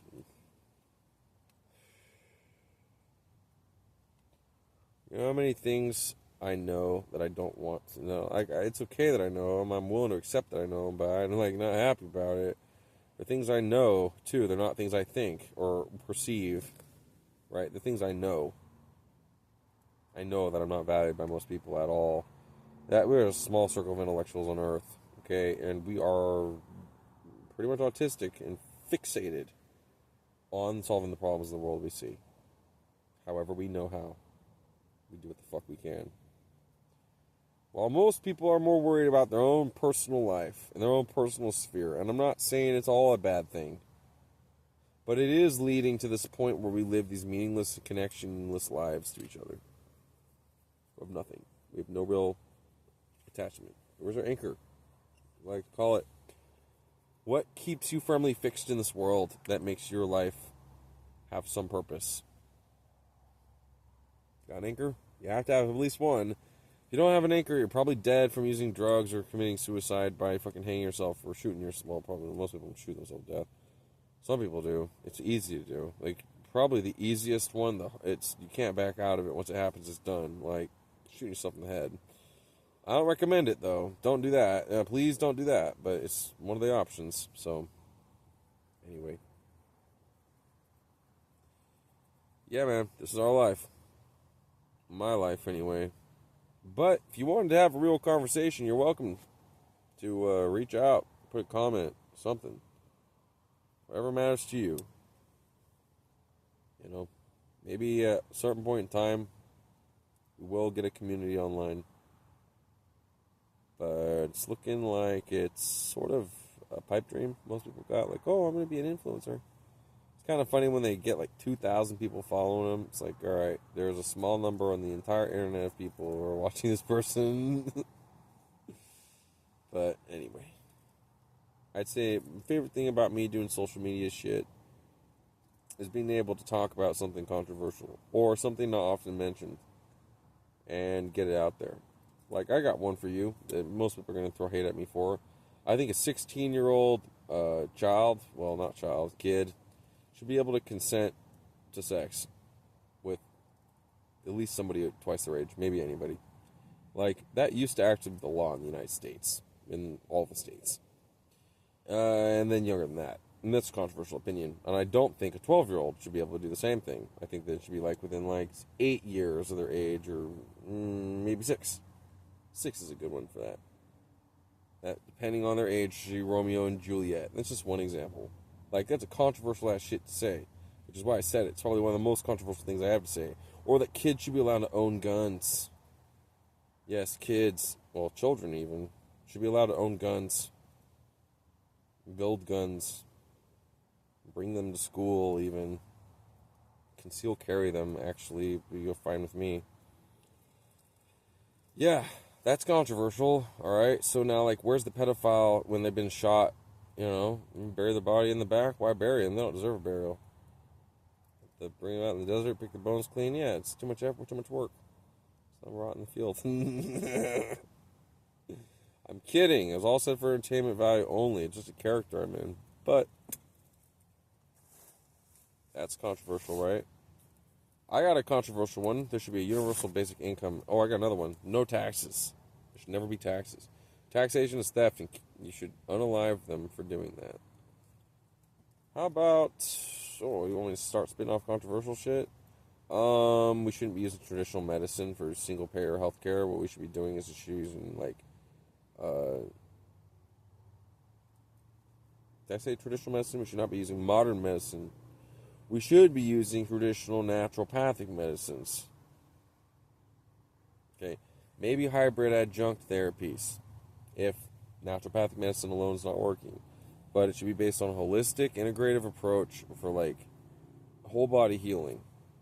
Right? Seriously. That's what the focus of the medical system should be on. Preventative, not fucking post-injury or post-haste, whatever the fuck. Seriously. There's you come up with a list of different things I think are controversial. I think androids are not the same as AI. I think that AI is a falsism, and that TI is the real thing. And that true intelligence that can appear in an android that has no biological origin except was created by something biological somehow at one point, that they have rights as humans do. Even if they're not human and they have other things about them being alien, like, not alien, but like a non-human, that would also be considered their rights. And I think that that's totally legit. I think cyborgs, it should be illegal to scan a cyborg piece. If I have a cyborg eye, it should be illegal for the government to plug into it and use it. Totally, 100%. It's my body, actually. My body. It's not just a piece on me. It's my body. Those are just examples of controversial shit that I believe in. Like, you want to go into it, we can go into it. But you need to have these conversations with me, which, like I was saying, tell people what you appreciate about them, and then maybe even have conversations, even the uncomfortable ones, with people. That's probably the better thing to do.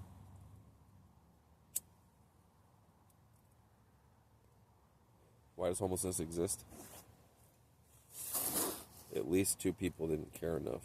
It's not always the homeless person, but it's the people who stirred the shit in their life, and it's the people who could have had their back. Both of them didn't care enough. I'll tell you that. It's guaranteed.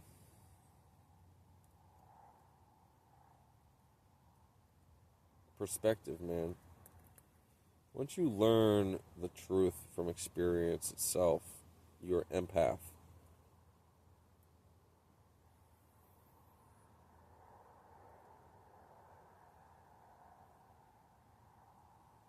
Once you have a mutual understanding with somebody else.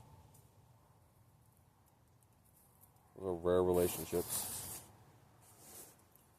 Which is what we're supposed to be focusing on, meaningful relationships. And how are you supposed to get to know me, the Constitution guy, who does feel like it's his business to solve the world's problems, and you don't like it, but whatever, I don't like it either. I'm doing it anyway. Because it's become my problem, isn't it?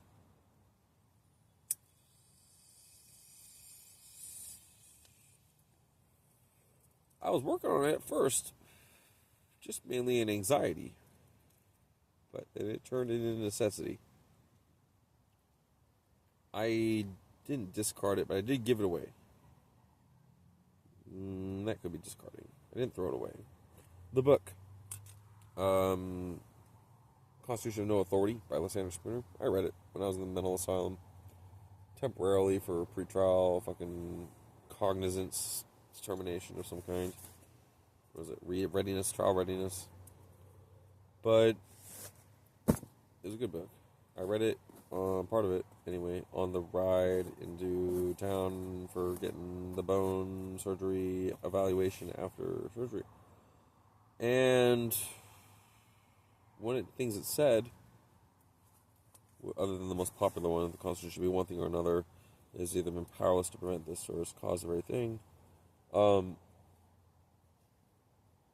that, oh shit, what was the point?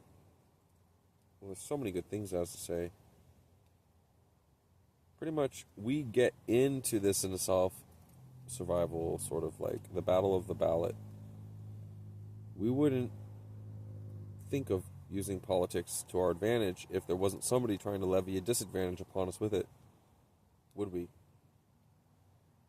Except for those who are evil and Machiavellian. I guess like they are the exception. They just want power in general.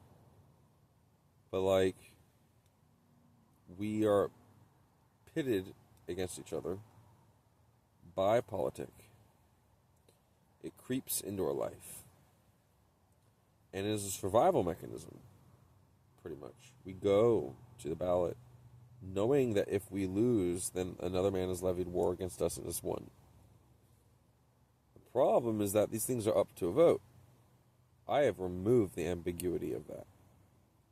Not even court cases can make it ambiguous because I have so very specifically, crystally clear spelled everything very exactly out.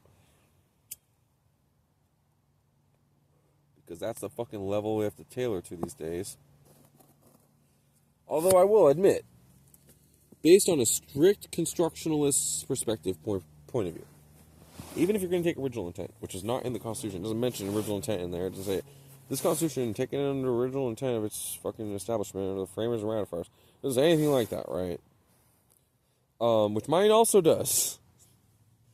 So, if you, as an American, as I was talking about earlier, there's a lot of people who are born here are not real Americans. It has nothing to do with their ethnicity or some shit. Well, we're American ethnic, actually. We should all be American ethnic. No matter your race, no matter your origin, all be American ethnic. If you're not Americanly ethnic, you should maybe be a foreign ambassador. Other than that, you shouldn't be coming to America. Because there are Chinese people, even, who believe in America. Like, the idea of being America. Not the country, per se. The smart Chinese people know this is, like, totally not a propaganda lie. That America is a good thing, but the country is not, and, like, different, right? I'd say the American country is shit. It's not as bad as it can get. It's probably the best of all the crappy ones. But there's no real good one to go to. Okay, so like Alex Jones says, yes, I like Alex Jones. Oh, it's a controversial thing about me there too. It's like the best house in a bad neighborhood. You're dealing with a number of bad choices, and this is the better of them. The lesser of all the rest of the evils. To be in America. To be an American should be an honor. I think at this point in time, the jokes about fat, lazy, dirty, and stupid are mostly true. A lot of Americans smell on a bus smell like ass, even when they're not dirty, like, per se. Fat Americans. Or, like, you can just smell a fat person's ass from a distance because they can't wipe it correctly, and they're not properly able to shower and all that shit. Like, it's pretty sad. They need a bidet in order to use the bathroom. It's like, whoa, dude, this is America, right? Like, you fucking tailor a drink with a soft drink and a soft serve ice cream. Root beer float, right? Oh, hamburgers and root beer. Let's go get some fucking AMW, right? Let's go get some burgers, man. Yeah, let's get some bacon on that burger. I want double bacon on mine. I want grilled cheese. I want fucking onion rings on mine, bitch. I want some barbecue sauce on mine. Like, whatever. It's like, the land of opportunity to get shot in your house and get blamed for it. But, oh, wow. Just imagine when I'm no longer required to take my forced medications. I'll be recording these videos for you guys. They will be not even close to the tangent I'm able to hold on this one.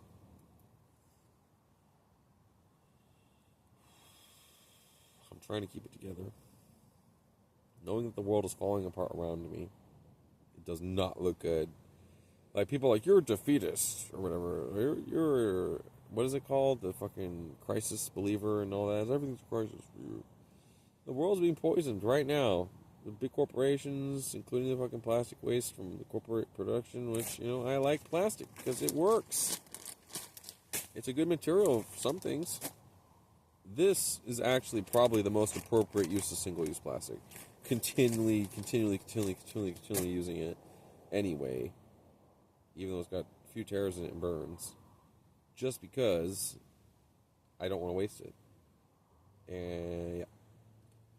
But there are people working on solutions. That Nature Jab guy works on making open source he's like me. What I used to dream of. He's actually did it, and that's why I'm really like him. I'm very proud of him. I was one who run on the chalkboard. He was the one who made it. So, my dreams of making a warp drive. I can't remember exactly what the likelihood of making one of those is. It's like less than 15%, because it has to be massive. I think this has to be fucking huge, and the funding necessary to get all the. Well, I have a hypothesis that I can make an array of them and steer them correctly if they're spaced out appropriately from each other, which I would need to do real math to figure that out, and I don't know calculus, but I have to know it in order to do the Newtonian calculations that are necessary in order to fund them, like the basic underlying engineering to make one of these things.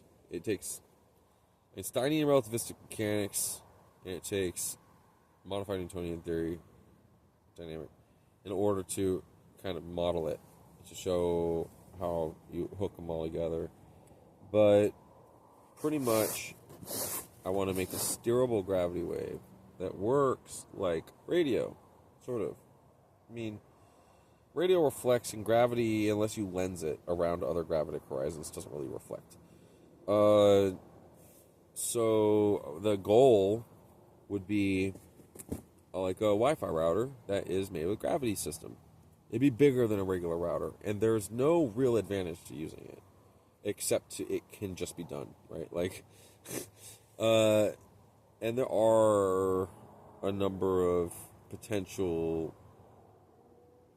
issues with making one.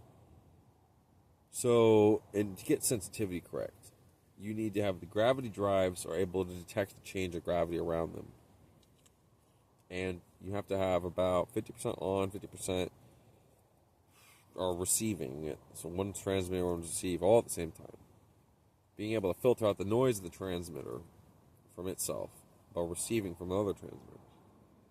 It can be done, but it's precarious. And I don't know how miniaturized you can make it. Like these gravity drives, they're not impossible to make small, but the question is, will they have a meaningful effect on actual local gravitational forces, field forces? No, it won't. On the tensor of space, nothing is about these small things can make that happen that we know from. And the only potential way to do that would take a neutron star density something is rotating inside of there, and or not rotating, but moving on the track pretty much in a circular track, and alongside another one was counterpoised. And you still have to get the entire inside of that to be the density of a neutron star is a mass that's in a ring, mostly rotating around inside of a silicon carbide torus, something like that.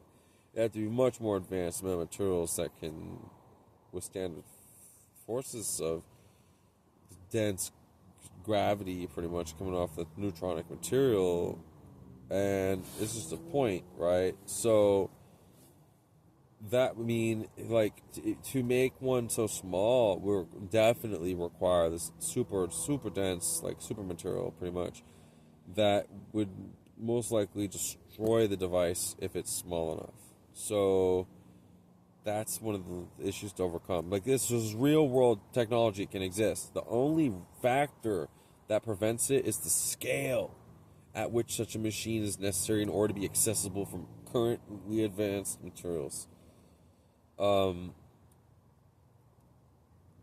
there are enough different ideas that I've got about how to strengthen it and use it in a mothership, the projected costs to make one that actually functions as I want it, as advertised, would need about 4 permutations of prior experimental designs before the 5th iteration became a usable product. What I want to do is make a lens soliton using this gravito wave horizon thing, where I basically pulse the drives to make these gravity waves, and I steer them, I phase them like in an array of gravity drives to create a lens soliton. And if I can do that, then we have not Alcubierre, it's lens soliton, but it's like Alcubierre. Everyone knows Alcubierre, they don't know lens soliton. A lens is the guy's last name, and soliton is the name of the bubble, right?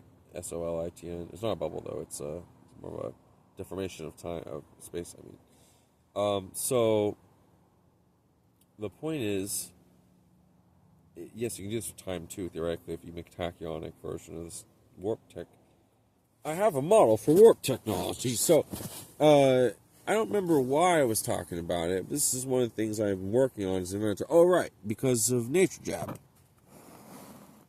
So the Nature Jab guy wants to make it so we can take any plastic like this. You know, it's a little bit dirty plastic that's trash already. Something broken though. You know, maybe that, right? This, and use it to make fuel and be able to run it off grid. Which, if that happens, homeless people could really be at a good advantage.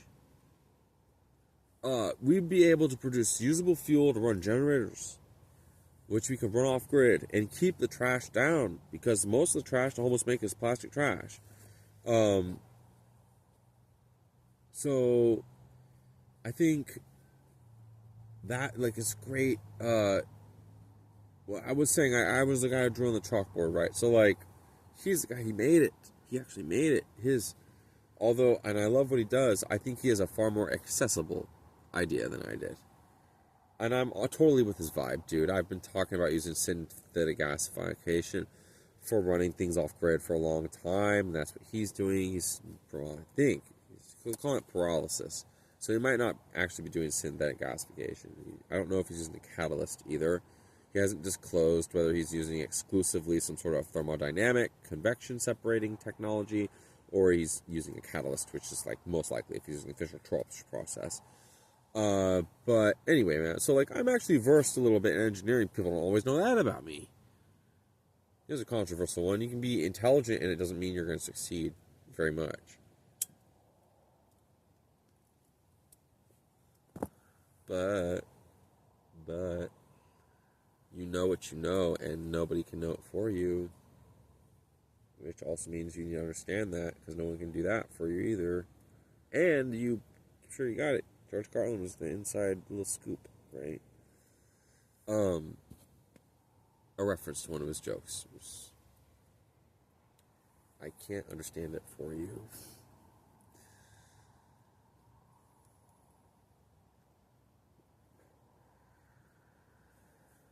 I think it's easy for some people to look at everything like it's sort of a comedy. And if you're not poking fun about it, then you're missing out on some good jokes. And I think there's other people will see it's opposite. Nothing's a joke. It's way too serious right now. And if people could just see it as seriously as I do, we could solve these very serious problems. Somewhere in the middle is the truth. Because the joke is how seriously we take everything. Like our lives, like I say, like a grain of sand, man. Trying to think, understanding a planet. Because, well, theoretically, it's like a bunch of other grains of sand. There's other thing called water, which, like, breaks me down. All together, it makes it a planet. It's just a hypothetical, right? Well, I am the atom. Thinking I know about this grain of sand, I'm going to hop up the planets next. And the scale of that, a planet versus the size of a galaxy, or versus the universe, or the multiverse, or the omniverse, or something, like, it's nothing. So, learn from what you can from what I had to say, I guess. Like, maybe the value in talking into the camera this way is to chronicle who I really am, since I've been defamed so much. There's a lot of things I wish it could have been different.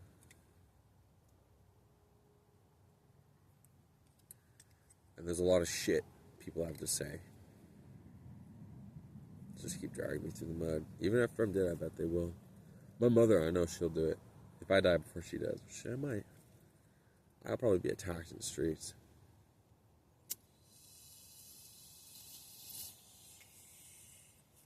But there's a probability that, you know, if I don't die, I'm going to get seriously injured. It'll probably be the cops who do it. He's a threat. He had a knife. Oh, we came for a noise complaint. Damn, really? You know, he pepper sprayed a cop. He's a bad dude. I just want to remind everybody what it says on this pepper spray container. Which has got tear gas in it. This is bad guy repellent, actually. I carry it for that reason. And I'm not a bad guy. So that should say enough. We will live our life, whatever it is, till it ends. Whenever that is. The best we can, unless you're one of the lesser of man, and there's plenty of them. So what'll it be, then?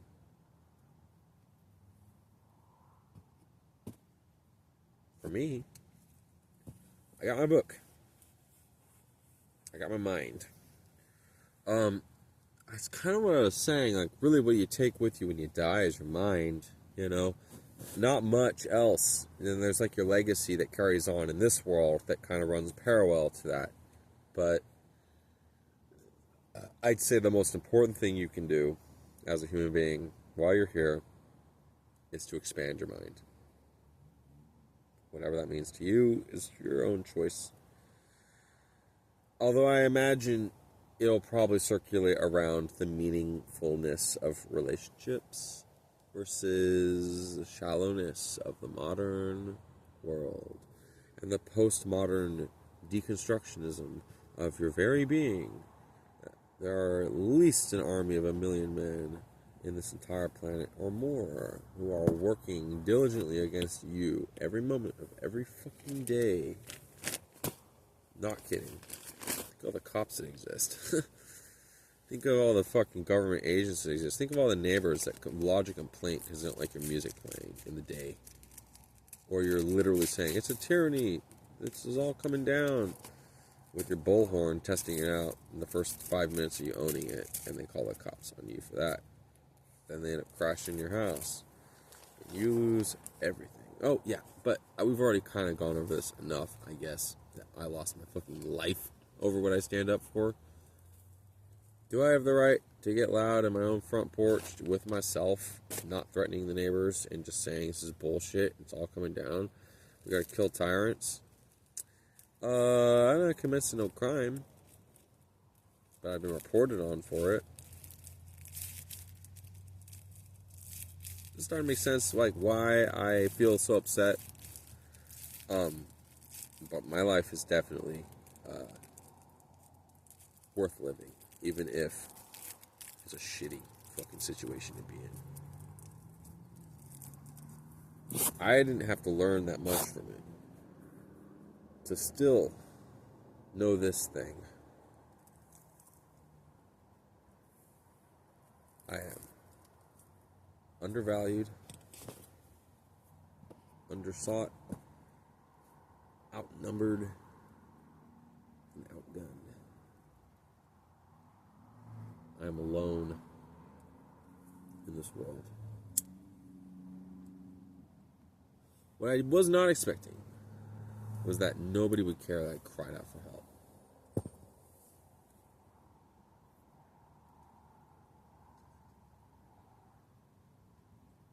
That really hit me different. It's kind of like cricket pace. It's got that riz.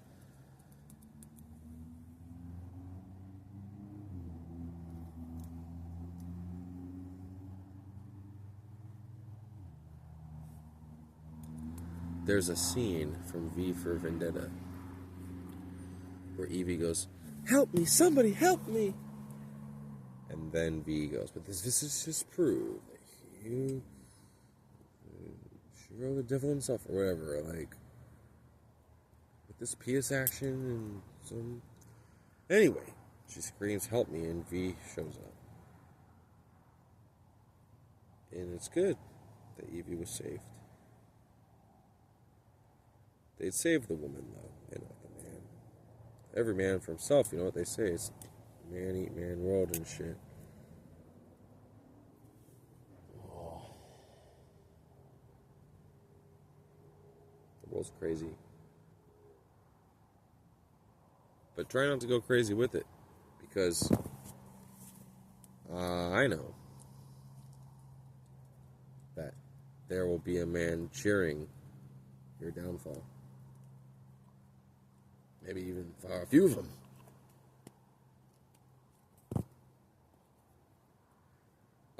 They consider everything like war. Like, all the families are somehow at war with each other, and if you just find the right one, target them all, and then you win. Which is like Rothschilds and the kings and queens and all that shit think. Israelis and whatever. The blood feuds that never even existed, that are just still being stirred for whatever fucking purpose. So we live in America, right? And people are like, freedom of speech, he's talking on the internet. That's if it even gets to the filters. Plus, there's a few ways they can stop what I'm saying. They can just cut the whole video. They can shadow ban the video, which is like, it never any way shows up if you search for anything I had to say. It's not going to be there. They can filter it on, like, only a certain number of people will get to see it, so that it looks like it's still being seen. It's not. It's like all these ways. And they can steer it away from where they don't want to see it, even if it's whatever arbitrary reason that could even be. So, freedom of speech, like, it means something until it comes to exercising it and they're calling the cops on you and you haven't even done anything wrong. And then it's all court of public opinion instead of what the reality behind it is. If you haven't violated somebody, you haven't threatened them, you haven't defrauded them, and you're not initiating force or immediately around suspicion of actually doing that against an innocent person, then there's no crime and there's no victim. Therefore, there cannot be any fucking standing. There's no locus standi. I think it's a locus standi, right? That because of that, there is no fact of the crime, which is or article of crime or body of the crime, the fucking corpus delicti, right? And that because that, there cannot be an actus reus, which is a criminal act. Therefore, there cannot be a criminal mind. Therefore, the whole thing is fucking invalid. But nobody these days even knows that shit. That's the most basic, like, natural... All I had to do was just pull the rules of natural justice real quick out of my mind. Those are the most basic... I didn't even have to talk about the bias rule. I didn't even have to talk about the hearing rule. There's another rule. How could I forget? It all fucking matters. All I had to do was pull the most remedial of fucking facts out of my head and prove my point.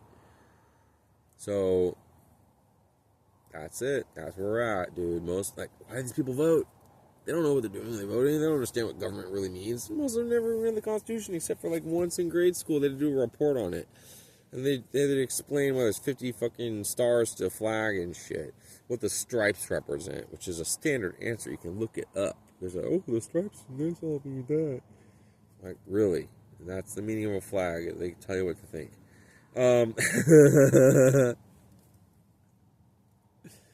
So, that's where we're at. Again, we're still here.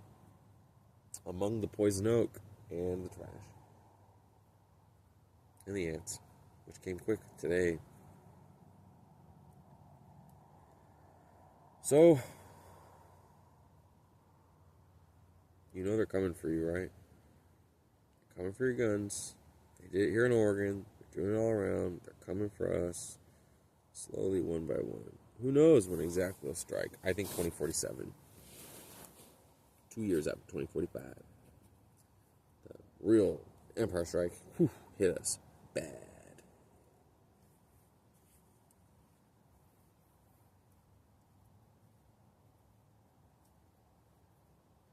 they will, of course, still be continually tacking him down the whole way, cutting it, right down. Like if you're mowing the grass, you would just kill the grass. You cut it so close to the ground, you cut its root even.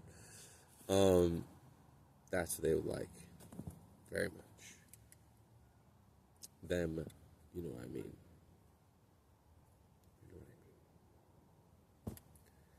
So, if I really wanted to say what was on my mind, I know I'd be banned, such as the B-mob. You know what a B-mob is? It's not an A-mob. It's not a C-mob. You know. Of course, can't say too much. But if, for example, the fundamental pillars of a certain foundation were to be removed, something that would be going at approximately the speed of sound, then, in this case, it could remove the Federal Reserve from the equation. Or the IRS. Or the DEA. Or the ATF. Or any other number of unconstitutional, oh, it's a Commerce Clause. Look at this fucking puppet they're running this whole government out of. It's fucked up. The Constitution is the sideshow, man. Oh, we got the Constitution. Well, the government says it's okay because that's the way the Supreme Court's designed. Which is one of my main grievances about the Constitution. It violates the bias rule. There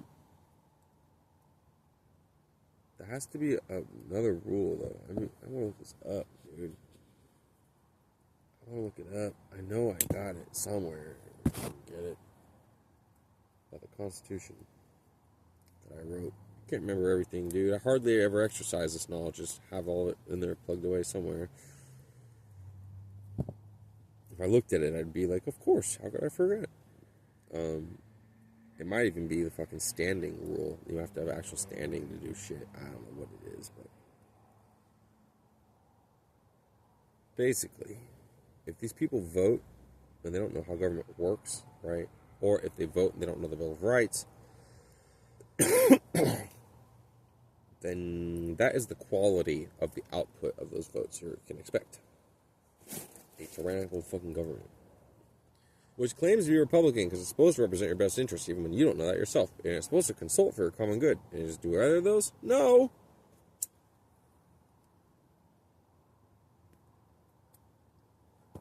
Whew. That's what we're dealing with. Again.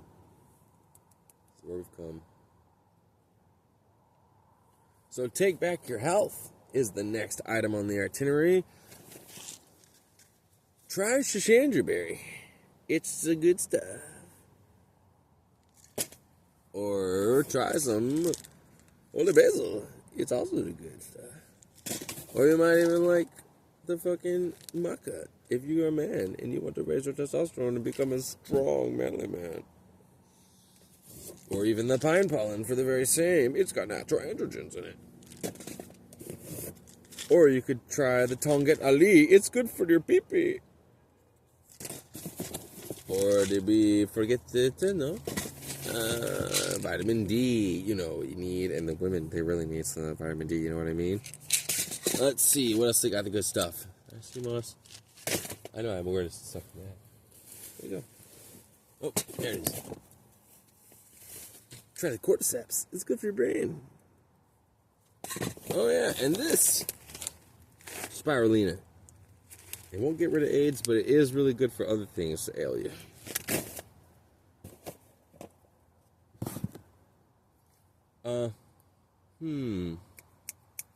Something here. Yeah. So, try to take that back. Your health. You need it. And exercise, right? Get clean water, pure high quality water. Kosher water. That's what we asked for in jail. We never got the kosher water. All we need is this pure water from God. That's blessed by a priest. Kosher water. It's easy. No, they had to know what I mean by kosher water. Like, you're talking about like seawater?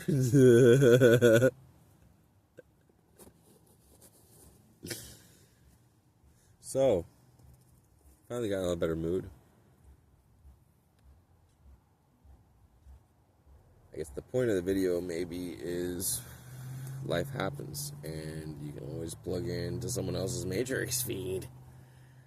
Hi, fellas and ladies. I'm your high as a kite internet crackhead. How are you doing today? Hope you're doing great. Well, just living. I'm barely looking like a skeleton.